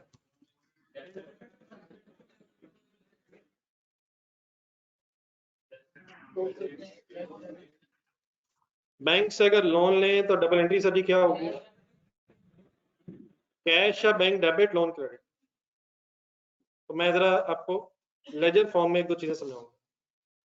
Cash suppose debit, loan credit, दो लेजर्स बनेंगे, सही है? कैश का लेजर होगा, लोन का लेजर होगा। लेट्स अज्यूम 1 जनवरी 2021 आपने 1 मिलियन रुपीस का लोन लिया, cash debit, loan credit, loan के लेजर में फिगर क्रेडिट साइड पे चली गई। अब साथ है प्लीज, कैश डेबिट हो गया, लोन क्रेडिट हो गया, लोन के रेफरेंस लेजर में रेफरेंस कैश आ गया, 1 मिलियन आ गया। Cash debit, loan credit, okay. अब सर जी हमारे पास कितने पैसे अवेलेबल हो गए? 1 मिलियन का कैश अवेलेबल हो गया। अब इस कैश को फिर अब अपने हम क्वालिफाइंग एसेट के लिए इस्तेमाल करेंगे। तो लेट्स अज्यूम हमने इस लोन की अमाउंट से अपनी कोई बिल्डिंग की कंस्ट्रक्शन करनी है, ठीक है? अब बिल्डिंग की कंस्ट्रक्शन करनी है, को जरा थोड़ा सा सोच लेते हैं। एक डेफिनेटली वे ये होता है कि आप अपने कोई बिल्डिंग की कंस्ट्रक्शन है, घर की कंस्ट्रक्शन है, तो खुद ही करवाएं। फॉर एग्जांपल खुद ही मजदूर अरेंज करें, सीमेंट मटेरियल, ईंटें वगैरह मंगवाएं और खुद ही अपनी सुपरविजन में कंस्ट्रक्शन स्टार्ट कर लें। लेकिन अब ये जो बिल्डिंग्स वगैरह अगर बनवानी है तो शायद आप खुद अपनी सुपरविजन में सारे काम करवाने के बजाय कॉन्ट्रैक्टर्स को हायर करवाएंगे। कॉन्ट्रैक्टर मींस ठेकेदारों को हायर करेंगे, उनको अपना काम आउटसोर्स कर देंगे, आप उनको पेमेंट्स करते रहेंगे, वो आपके बिहाफ पे कंस्ट्रक्शन करेंगे। तो आम हालात में, नॉर्मल हालात में, हम बिजनेसेस के एंगल से अगर बात कर रहे हैं तो ये कंस्ट्रक्शन खुद नहीं की जाती या करवाई जाती, ये आउटसोर्स हो जाती है। आउटसोर्स, ठीक है? कॉन्ट्रैक्टर को हायर करेंगे, उससे कॉन्ट्रैक्ट कर लेंगे, वो फिर हमारे बिहाफ पे कंस्ट्रक्शन कंप्लीट करेंगे। ऐसे अब इस तरह भी नहीं होगा कि आप सारे पैसे इकट्ठे ही उसको शुरू में पकड़ा देंगे। हो सकता है कुछ एडवांस दें, लेकिन बाकी पैसे साथ साथ दे रहे होंगे। तो अब 1 जनवरी को सपोज पैसे आए और आपने पैसे स्पेसिफिकली अपने क्वालिफाइंग एसेट के लिए लिए थे। सपोज पहले ही दिन आपने एडवांस के तौर पे इस 10 लाख रुपए में से 3 लाख रुपया कॉन्ट्रैक्टर को पे कर दिया। साथ है मेरे? एंट्री बताएं क्या करेंगे? कॉन्ट्रैक्टर को कैश पकड़ा दिए भाईजान। एडवांस कहेंगे, अभी बिल्डिंग में तो तब डेबिट करेंगे जब शायद इसके पैसों का हमें फायदा मिल जाएगा। एडवांस से पैसे पकड़ा रहे हैं, क्या एंट्री करेंगे? Advance to contractor debit cash credit. Let's assume जिस दिन लोन लिया 3 लाख के पैसे उसी दिन आपने कॉन्ट्रैक्टर के हवाले कर दिए, एडवांस डेबिट किया, कैश क्रेडिट हो गया। डेफिनेटली अब एडवांस टू कॉन्ट्रैक्टर का भी अपना लेजर होगा, फिर उसके बाद बिल्डिंग की कंस्ट्रक्शन होगी, वो अलग है सब। इंशाल्लाह फर्दर शुरू करते हैं। यहाँ तक जो मैंने आपके सामने फिगर्स लिखी हैं, हमारे पास 10 लाख अवेलेबल था, कितने हमने पैसे दे दिए? 3 लाख दे दिए, कितना अभी भी है? अब जो लोन की तरफ जाएगा, लोन हमने बैंक से लिया 1 मिलियन, 10 लाख रुपए। इस लोन पे अब हम बैंक को टाइम बेसिस पे, जैसे जैसे टाइम पीरियड गुजरता रहेगा, इंटरेस्ट पे करेंगे। उस पे लोन पे हमारा इंटरेस्ट इंकर होगा, लोन पे, लोन के आउटस्टैंडिंग बैलेंस पे हमारा इंटरेस्ट इंकर होगा। वो इंशाल्लाह हम कैलकुलेट वैसे ही कर लेंगे, outstanding balance into rate into time period, जिसमें कल वर्किंग की। जब मैंने नई चीज लिखी है उसको समझने के लिए जरा कैश का लेजर देखें। 10 लाख हमें मिला था, 3 लाख हमने कॉन्ट्रैक्टर को दे दिया। लेट्स अज्यूम हमें अब ये लग रहा है कि जो रिमेनिंग 7 लाख है उसमें से हमें जो कॉन्ट्रैक्टर को पेमेंट करनी है वो 1 महीने तक फर्दर पेमेंट कोई नहीं होनी। कितने पैसे दे दिए? बाकी डेफिनेटली पैसे भी किस पर्पज के लिए यूज होना है? कंस्ट्रक्शन के लिए। मैं अज्यूम कर रहा हूँ स्पेसिफिक लोन है, बाकी पैसे भी कंस्ट्रक्शन में यूज होना है। लेकिन सपोज हमें लग रहा है कि 1 महीने तक फर्दर अभी कोई पेमेंट और नहीं करनी पड़ेगी। अब एक तो तरीका ये हो सकता है कि जो 7 लाख रुपया है इसे आप एज इट इज पड़ा रहने दें, लेकिन अब एक तरीका ये भी हो सकता है कि ये जो सरप्लस पैसे पड़े हैं, सरप्लस का मतलब हमारी जरूरत से फिलहाल जो ज्यादा पड़े हैं, इन सरप्लस पैसों को अब हम कहीं इन्वेस्ट कर दें, किसी बैंक में रखवा दें, या फॉर एग्जांपल को शेयर्स वगैरह खरीद लें, ताकि वक्ती तौर पे जब तक ये पैसे हमने दोबारा कॉन्ट्रैक्टर को नहीं देने, उतने अरसे के पैसे हम कहीं इन्वेस्ट करके इस पे कोई इनकम जनरेट कर लें। क्या ये पैसे बैंक से हमने लिए इसलिए हैं ताकि हम इन्वेस्ट करके इस पे इनकम जनरेट करें? लिए तो नहीं है, लिए तो क्वालिफाइंग एसेट के लिए हैं, इस्तेमाल तो वही करने हैं। लेकिन अगर टेम्पररी तौर पे आपके पास सरप्लस पैसे पड़े हैं और टेम्पररी तौर पे वो इन्वेस्ट हो जाएं, तो क्या आपको कोई इनकम जनरेट होगी या और एक्सपेंस हो जाएगा? लोन पे आपने इंटरेस्ट देना है, लेकिन अगर सरप्लस फंड्स होंगे तो उस पर आपको इनकम जनरेट हो सकती है। तो अगर आपको कोई इनकम जनरेट हो सकती है जो आपने जनरेट की है by investing the surplus amount, जिससे आपको कोई रिटर्न जनरेट हो जाए, तो देन फिर आप वर्किंग करते हुए, अब अपना फॉर्मूला देखा जरा, आप वर्किंग करते हुए amount of interest income on loan calculate कर लेंगे सर। उसमें फिर प्लस कर देंगे इन्वेस्टमेंट इनकम। लेस क्यों करेंगे सर? इंटरेस्ट इनकम हमारा एक्सपेंस है, इन्वेस्टमेंट इनकम हमारी इनकम है, तो ये आपस में नेट ऑफ हो जाएगा, ऐड हो जाएगा, और नेट ऑफ होकर जो फाइनल अमाउंट रह जाएगी वो फिर वो बोरिंग कॉस्ट की अमाउंट होगी जो कैपिटलाइज होगी। अब यहाँ एक क्वेश्चन आपके कहीं ज़हन में वो ना आ जाए जो खुदा ना खास्ता गलत तरफ चला जाए, तो वो पहले मैं बता दूं, फिर अगर मेरी बात में कोई कंफ्यूजन रहेगी तो मैं बताता हूँ। यहाँ तक नेट की समझ आ गई? नेट की समझ आ गई सर? अब फॉर एग्जांपल इंटरेस्ट इनकम की अमाउंट है लेट्स से 1 लाख रुपए, और इन्वेस्टमेंट इनकम की अमाउंट है सपोज 12,000 रुपीज। तो नेट अमाउंट कितनी रह जाएगी? Net amount 88,000। फिर ये वो अमाउंट होगी जो बोरिंग कॉस्ट की, ये वो नेट अमाउंट बोरिंग कॉस्ट की होगी जो एसेट की कॉस्ट में 1 लाख जाएगा या 88 जाएगा? ये नेट ऑफ होगी 88 जाएगा।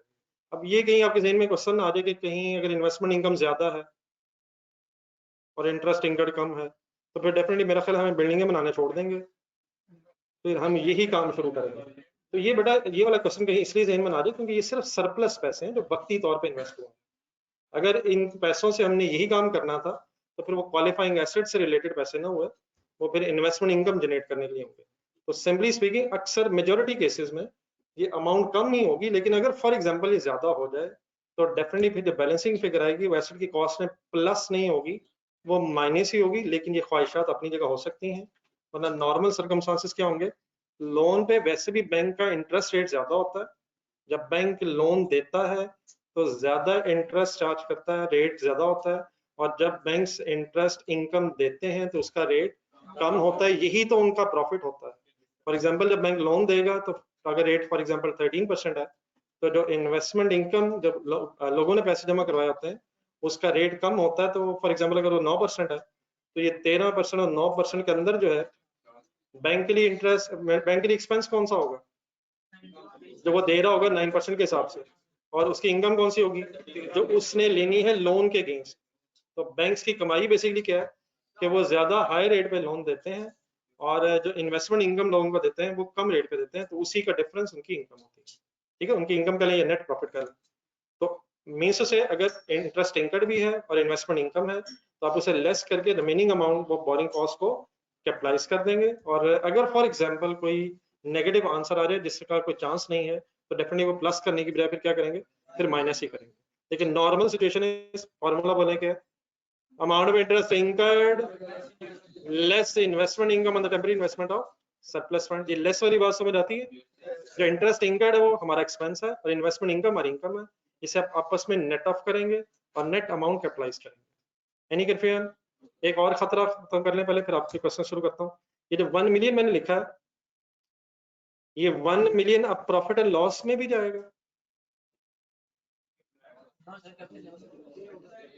इंटरेस्ट है, प्रॉफिट एंड लॉस में भी तो जाएगा।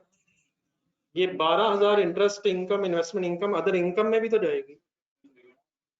अब बिना इसने प्रॉफिट एंड लॉस में जाना 1 लाख में, सॉरी, और 12,000 ने भी कोई अदर इनकम में नहीं जाना। ये हमारी एक वर्किंग हुई है, इस 1 लाख में से 12,000 नेट हुआ है, और बस 88,000 ने नेट होके कहाँ सिर्फ जाना है? एसेट की कॉस्ट में जाना। अगर फॉर एग्जांपल ये अमाउंट्स बोरिंग कॉस्ट जो भी कैपिटलाइज की जो मैंने अमाउंट्स आपके सामने लिखी क्वालिफाइंग एसेट से रिलेटेड ना होती, तो इस लाख ने कहाँ जाना? प्रॉफिट एंड लॉस में, फाइनेंशियल चार्जेस में जाना है, फाइनेंशियल चार्जेस। और ये 12,000 ने कहाँ जाना है? अदर इनकम में। लेकिन अगर इन अमाउंट्स ने, अगर ये अमाउंट्स क्वालिफाइंग एसेट से रिलेटेड है, तो पहले एक वर्किंग हुई 1,12,000 लेस हुआ, और फिर अब जो नेट 88 रह गया, बस इस अमाउंट ने कहीं और नहीं जाना सिवाय कहाँ? एसेट की कॉस्ट में प्लस है। 88 ने ऐड होना है या 100,000 ने ऐड होना है? 100,000 माइनस 12,000, नेट 88 ने और कहीं नहीं जाना सिवाय एसेट की कॉस्ट में बस ऐड। ये क्लियर है सर? जी, यहाँ पे अब मैं रुक जाता हूँ। कोई मेरी बात में अगर कंफ्यूजन रहेगी, बल्कि आप इस तरह करें सॉरी, एक जरा ये लेजर भी 2 बना लें नीचे।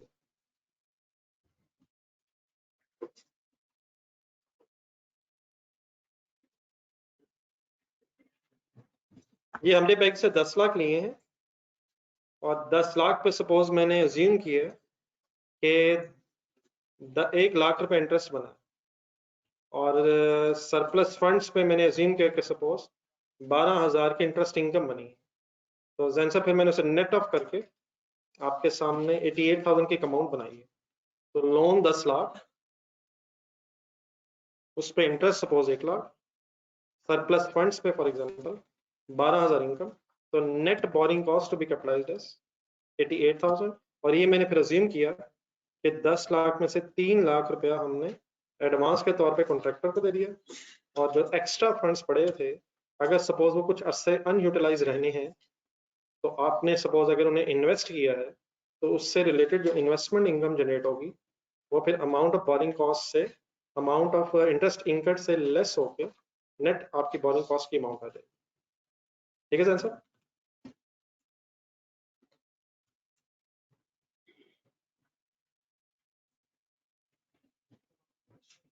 Any other confusion? बाकी डेफिनेटली ये मैंने लेजर अभी कंप्लीट नहीं किए, इस पे फर्दर एंट्रीज कैसे होंगी वो भी आपके सामने बात करते हैं। सिर्फ मैंने कोशिश की है कि आप लोगों को जरा लेस वाली बात समझा दूं। ये क्वालिफाइंग एसेट क्या होता है? वही होता है, वही होता है, वही होता है। कौन क्या होता है? बोला करें सटीक, बोला करें। कैपिटलाइजेशन ऑफ बोरिंग कॉस्ट के एंगल से बोरिंग की कितनी टाइप्स है? कौन कौन सी?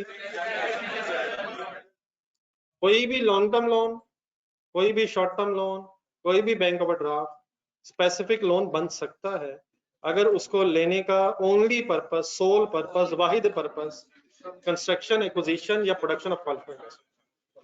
और अगर सोल पर्पस क्वालिफाइंग एसेट नहीं है और पर्पसेस में भी आपके फंड्स इस्तेमाल करने का प्लान है तो फिर वो स्पेसिफिक लोन नहीं कहलाएगा, तो फिर जनरल लोन। अभी हमारी डिस्कशन सिर्फ किस पे जा रही है? स्पेसिफिक बोरिंग्स में बोरिंग कॉस्ट भी कैपिटलाइज कैलकुलेट करने का फॉर्मूला देख के पढ़ना है पूरा। पढ़े पढ़े।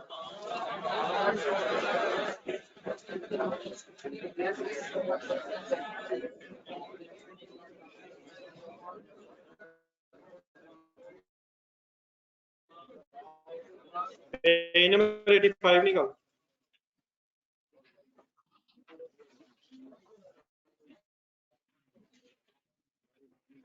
क्वेश्चन स्टार्ट करने से पहले 2 छोटे छोटे पॉइंट्स और करने फिर क्वेश्चन स्टार्ट। पेज नंबर 85 के स्टार्ट पे कुछ एक हेडिंग आपको मिलेगी, कमेंसमेंट ऑफ कैपिटलाइजेशन ब्रैकेट लिखें ऑफ बोरिंग कॉस्ट।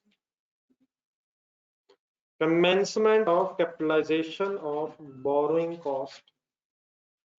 ये मैं बोरोइंग मींस लोन को कैपिटलाइज करने की बातें कर रहा हूं या बोरिंग कॉस्ट मींस लोन के इंटरेस्ट को कैपिटलाइज करने की बात कर रहा हूं। लोन लायबिलिटी है, उसकी कोई बहस नहीं हो रही। कैपिटलाइजेशन में लोन की बहस नहीं हो रही। लोन के अगेंस्ट जो बोरिंग कॉस्ट मींस इंटरेस्ट है उसकी बात। किसकी? Commencement of capitalisation. स्पेसिफाई करना, ब्रैकेट में लिखना प्लीज, इस तरह की कोई कंफ्यूजन ना हो जाए। Commencement of capitalisation of borrowing cost. Commencement means start. पढ़ना अब हमने ये है कि बोरिंग कॉस्ट की कैपिटलाइजेशन कब स्टार्ट होती है। इसको पढ़ने से पहले थोड़ा सा नीचे आए जरा, एक और छोटी सी हेडिंग ढूंढे नीचे आते आते आते। Cessation of capitalization of borrowing cost. Cessation means stop, stoppage, stoppage. Boring cost की कैपिटलाइजेशन कब रुक जाएगी?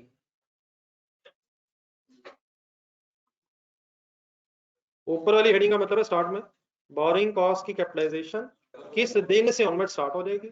और नेक्स्ट पे क्वेश्चन ये है कि बोरिंग कॉस्ट की कैपिटलाइजेशन कब जाके रुक जाएगी। क्या हमेशा बोरिंग कॉस्ट कैपिटलाइज होती जाएगी? क्या जब दिल करेगा हमारा बोरिंग कॉस्ट की कमेंसमेंट स्टार्ट हो जाएगी? ऐसे नहीं है। हम पढ़ने के लगे कि बोरिंग कॉस्ट की कैपिटलाइजेशन की कमेंसमेंट डेट क्या है, स्टार्ट बोरिंग कॉस्ट की कैपिटलाइज होना कब होना है, और फिर वो कौन सी डेट है जिस डेट पे बोरिंग कॉस्ट की कैपिटलाइजेशन स्टॉप हो जाएगी। आए ऊपर कमेंसमेंट से शुरू करते हैं। सिंपल चीजें हैं सर, नए वर्ड जरूर हैं, नई बातें जरूर हैं, लेकिन कोई अल्हम्दुलिल्लाह इशू वाली बात नहीं। As per IAS 23 boring cost का जो स्टैंडर्ड है IAS 23, an entity shall commence capitalization of borrowing cost only when point 1 और पॉइंट 2 जब दोनों साइमल्टेनियसली अप्लाई हो जाएंगे, बीच में एंड है, जब पॉइंट 1 और पॉइंट 2 दोनों साइमल्टेनियसली अप्लाई हो जाएंगे तो उस दिन से बोरिंग कॉस्ट की कैपिटलाइजेशन स्टार्ट हो जाएगी।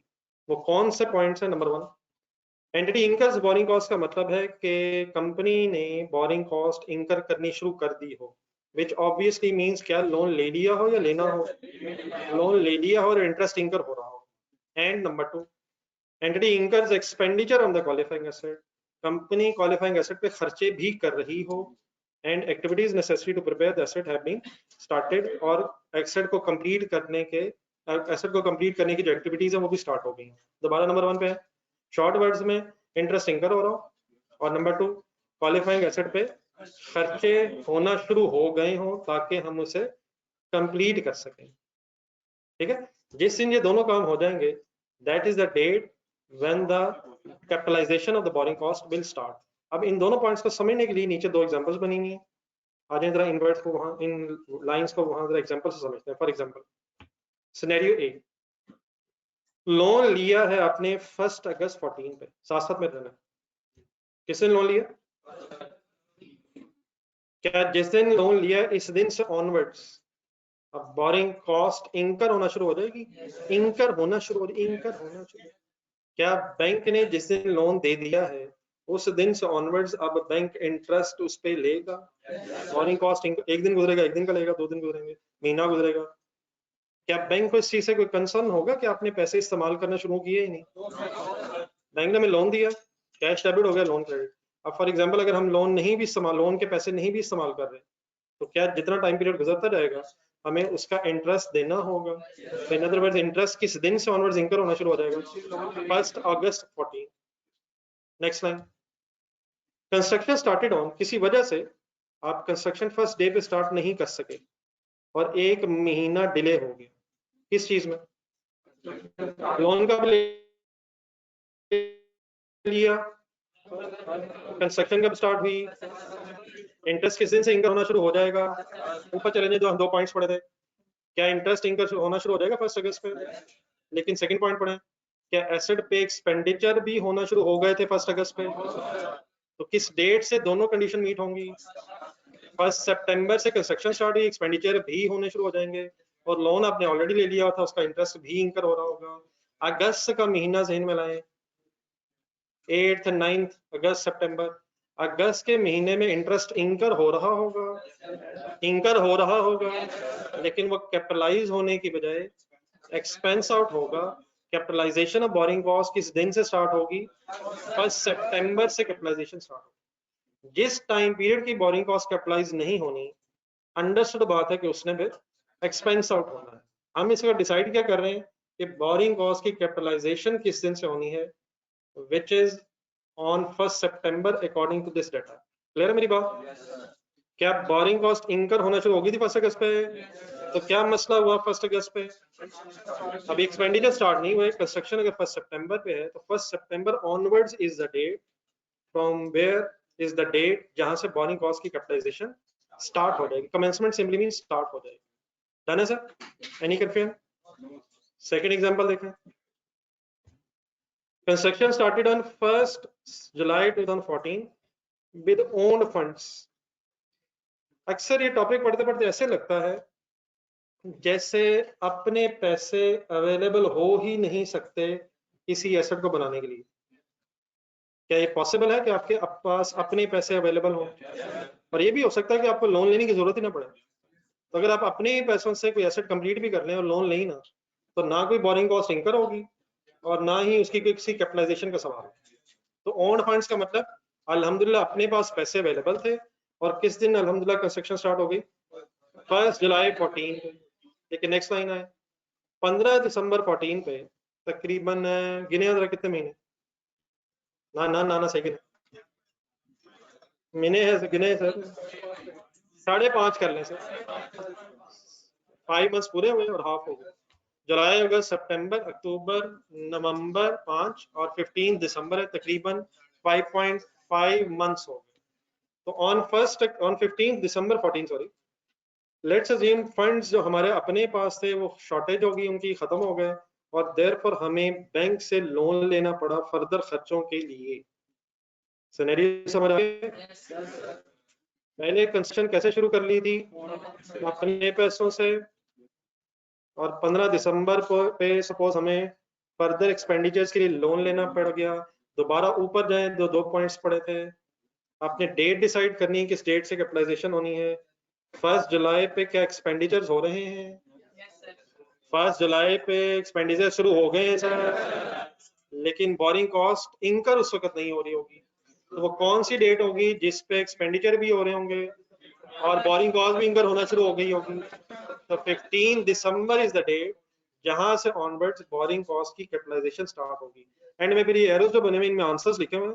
फर्स्ट सिनेरियो में 1 सितंबर इज द डेट जहां से बोरिंग कॉस्ट की कैपिटलाइजेशन स्टार्ट होगी, और बी सिनेरियो में 15 दिसंबर इज द डेट जहां से बोरिंग कॉस्ट की कैपिटलाइजेशन स्टार्ट होगी। ये बी सिनेरियो समझ आ गया सर? खर्चे कब से होना शुरू हो गए थे? 1 जुलाई से, लेकिन उस वक्त इंटरेस्ट इंकर नहीं हो रहा था। कौन सी डेट है जिसपे साइमल्टेनियसली दोनों काम हो रहे होंगे? तो 15 दिसंबर ऑनवर्ड्स जो बोरिंग कॉस्ट है उसको हम कैपिटलाइज करना शुरू करेंगे। ऊपर आप दोबारा जाएं, पॉइंट 1 और 2 जरा शॉर्ट वर्ड्स में मेरे से सुने। डेफिनेटली पूरे वर्ड्स अपनी जगह, लेकिन कम से कम दो मेन वर्ड्स क्या है? नंबर 1 में इंटरेस्ट इंकर हो रहा हो, बोरिंग कॉस्ट इंकर हो रही है, और number 2 expenditure on qualifying asset हो रहे हैं।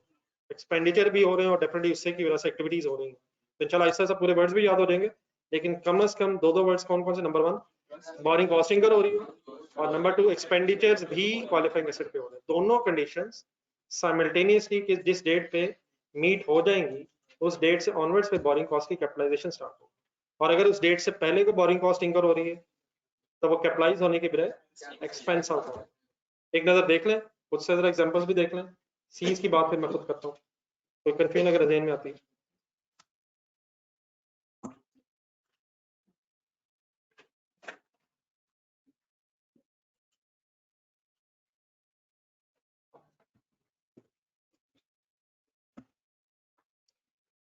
क्लास के जो रिमेनिंग टाइम रह गया है इसमें आपने फुल हिम्मत करके जोर से अपने आप को दबा के बैठना है।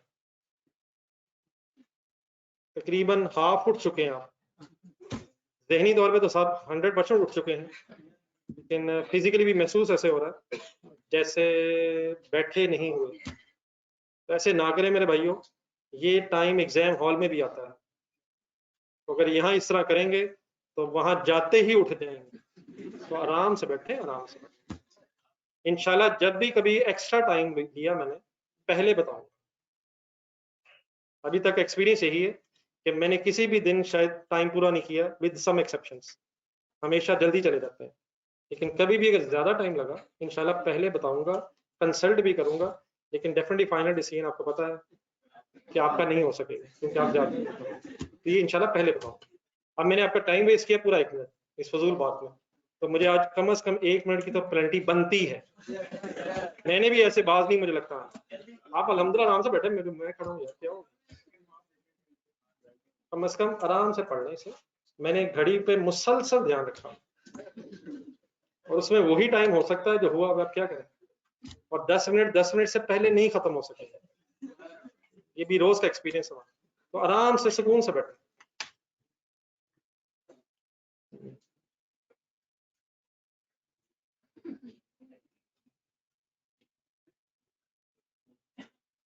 जी सर, आगे चले sir.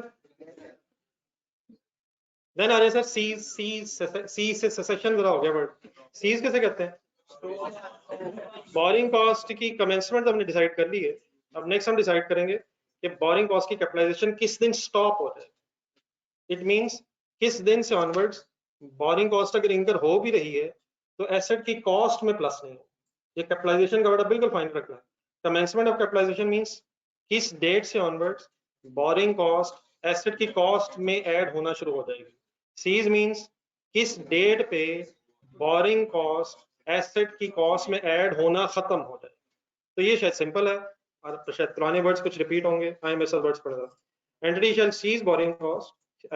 Entity shall cease capitalization of borrowing cost when asset is substantially complete. Underline करके आगे बढ़ें. That is when the asset is available for its intended use of sale.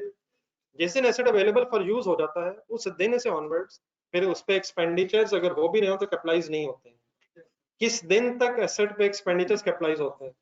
ये मैं थोड़ी थोड़ी एग्जांपल्स भी दे रहा था. नहीं, एक मिनट जैसे क्लियर कर लेता. ये फॉर एग्जांपल मशीनरी ली है, उसके कैरिज कॉस्ट है, इंस्टॉलेशन कॉस्ट है, उसकी कोई वायरिंग कॉस्ट वगैरह है. तो जिस दिन एसेट अवेलेबल फॉर यूज हो जाएगा उस दिन फिर उसके एक्सपेंडिचर्स जितने उस दिन तक होने वो कैपिटलाइज हो जाएंगे और वहां से ऑनवर्ड्स फिर ये वर्ड्स याद आते हैं. जिस दिन एसेट अवेलेबल फॉर यूज हो जाएगा तो वहां से ऑनवर्ड्स फिर डेप्रिसिएशन भी स्टार्ट है. क्या जैसे जैसे आप बोरिंग कॉस्ट कैपिटलाइज करते जा रहे होंगे साथ साथ एसेट डेप्रिशिएट हो रहा होगा? जब एसेट अवेलेबल फॉर यूज हो जाएगा उस दिन तक की बोरिंग कॉस्ट कैपिटलाइज होगी और उस दिन तक जो टोटल कॉस्ट आ गई है उस टोटल कॉस्ट की बेस पे हम फ्यूचर की डेप्रिसिएशन स्टार्ट करेंगे.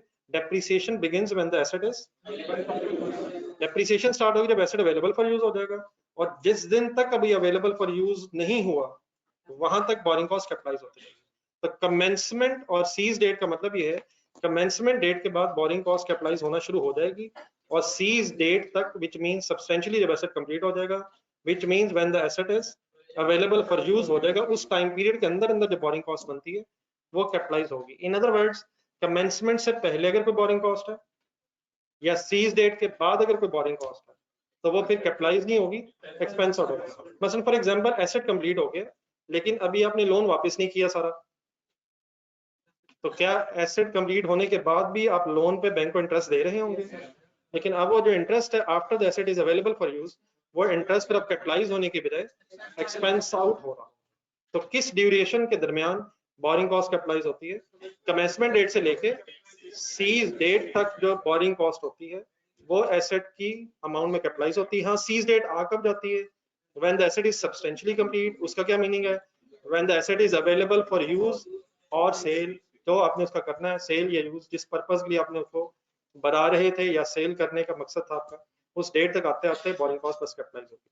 अब मेरी रिक्वेस्ट पे दोबारा पढ़ लें, टाइम अभी भी 5 मिनट से ज्यादा है तो 5 मिनट में मैं सवाल पढ़ूंगा, 1 मिनट में आप सारा रिवाइज दोबारा करें. मैंने अपना प्लान पूरा बता दिया है तो अकॉर्डिंगली पढ़ें.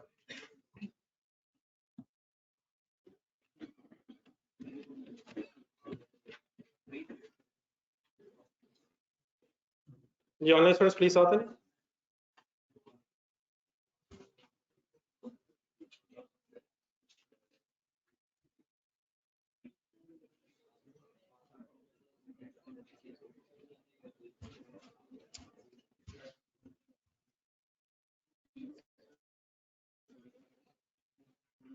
नीचे इसके 2 इंपॉर्टेंट पॉइंट्स लिखे हुए हैं वो आज रहने देते हैं. हम क्वेश्चन नंबर 1 पढ़ते हैं. क्या कभी ऐसे हो सकता है कि हम अपनी पूरी क्लास में कोई एक सवाल भी पढ़ भी ना सकें? इंशाल्लाह ऐसा नहीं हो सकता. तो क्वेश्चन नंबर 1 रीड कर लेते हैं.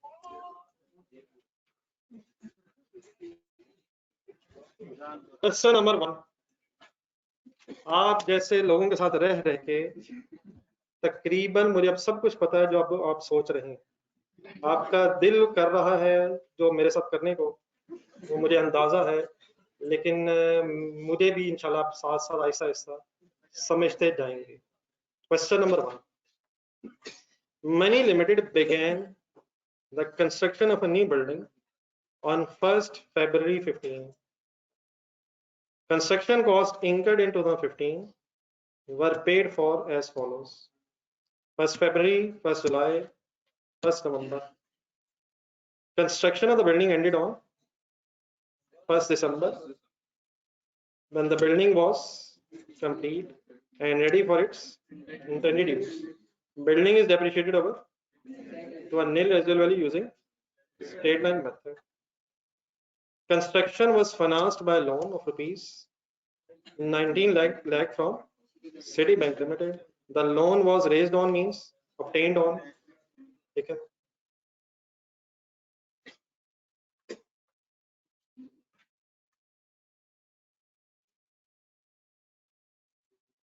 Raised on means obtained on 1st July 2015.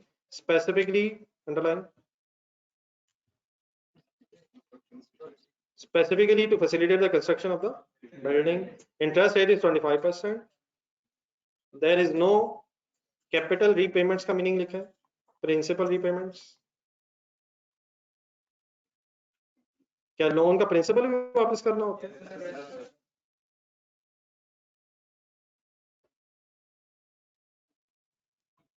तो capital repayments means principal repayments.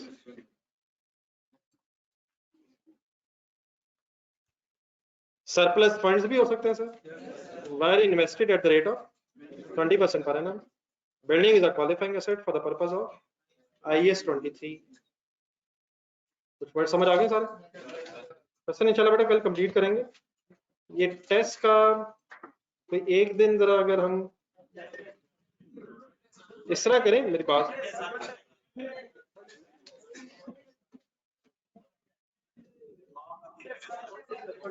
Kindly जो आपका दिल करता बोलने, फिर मैं बताता हूँ क्या करना. कल से ऑन इस तरह बेटा करें. असल में क्लासेस का टाइम आपके पास, आपको पता ही जरा लिमिटेड है. आइडियली तो शायद क्लास के अंदर टेस्ट हो जाना चाहिए ताकि मैं सबको देख सकूं कौन कौन टेस्ट दे रहा है. लेकिन मेरा ख्याल है कुछ आपकी सीरियसनेस भी जरा होनी चाहिए. मिलजुल के हम कुछ सिलेबस भी कवर कर सकेंगे, कुछ टेस्ट वगैरह भी हो सकेंगे. तो कल से ऑनवर्ड जिस तरह करें, मेरे ख्याल पहले 2-3 दिन पेंडिंग हो गए. कल मीन से फ्राइडे है, तो कोई क्लास के अलावा कोई घंटा डेढ़ निकाल सकते हैं अपनी कन्वीनियंस पे. नहीं, अगर नहीं निकालेंगे बेटा आपकी चॉइस है, मर्जी है आपकी. कल क्लास के लिए टाइम निकाल लेंगे. हो सकता है 9 सर हो, तो डेफिनेटली मैं को फोर्स तो नहीं कर सकूंगा. हाँ, फॉर मेरी बात का मकसद ये है कि हो सकता है आपकी क्लासेस का जो स्केड्यूल हो उसमें सब लोग एक टाइम पे टाइम ना निकाल सके, तो अपने कन्वीनियंट टाइम पे कोई घंटा डेढ़ निकालें. कल से मेरा ख्याल स्टार्ट कर लेते हैं. अगर कल कोई ना दे सके या की तैयारी नहीं है तो मैक्सिमम परसों तक दे दें. ठीक है, सैटरडे तक दें और जरूर टेस्ट दिया करें. तो कल से सुबह से स्टार्ट कर लेंगे, फिर 8-9 बजे जो भी, फिर पूरा थ्रू आउट द डे जिस वक्त जिसको टाइम मिलेगा. ठीक है, तो आप ऑनलाइन स्टूडेंट से भी इंशाल्लाह सुबह 8 बजे मैं टेस्ट शेयर कर दूंगा फिर जिस वक्त आपको अपने कन्वीनियंट टाइम पे, लेकिन घंटा डेढ़ निकालना है प्लीज. ठीक है, तो क्लास से पहले निकालना है. इवन अगर क्लास के बाद देने में इंटरेस्टेड होंगे आप तो मुझे बता दीजिएगा, मैं उसके बाद भी अवेलेबल कर दूंगा. लेकिन कल या परसों मैक्सिमम जरूर टाइम निकालना. नहीं, मैं कोई इशू नहीं. अगर आप इवन क्लास के बाद भी टाइम निकालना चाहेंगे तो उस वक्त भी मैं अवेलेबल कर दूंगा. लेकिन सुबह सिलेबस बेटा वही है, दोनों टॉपिक्स. पहले मैंने आपको 2 क्वेश्चंस किए थे, revaluation, statement of change equity, जरा मिक्स करके मैंने 2 सवाल बताए थे. तो टेस्ट योरसेल्फ, इवैल्यूएट करें कहां तक खड़े हैं. ठीक है, तो कल से ऑनवर्ड्स, कल और परसों का दिन रख लें जिसका जो टाइम मिले. अल्लाह हाफिज़ जी. क्लास अपने टाइम पे होगी.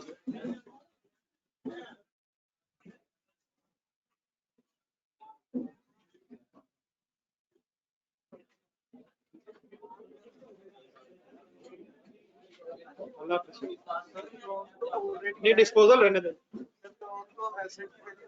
नहीं सर, लोन नहीं कर रहे, सिर्फ इंटरेस्ट की बात हो रही है.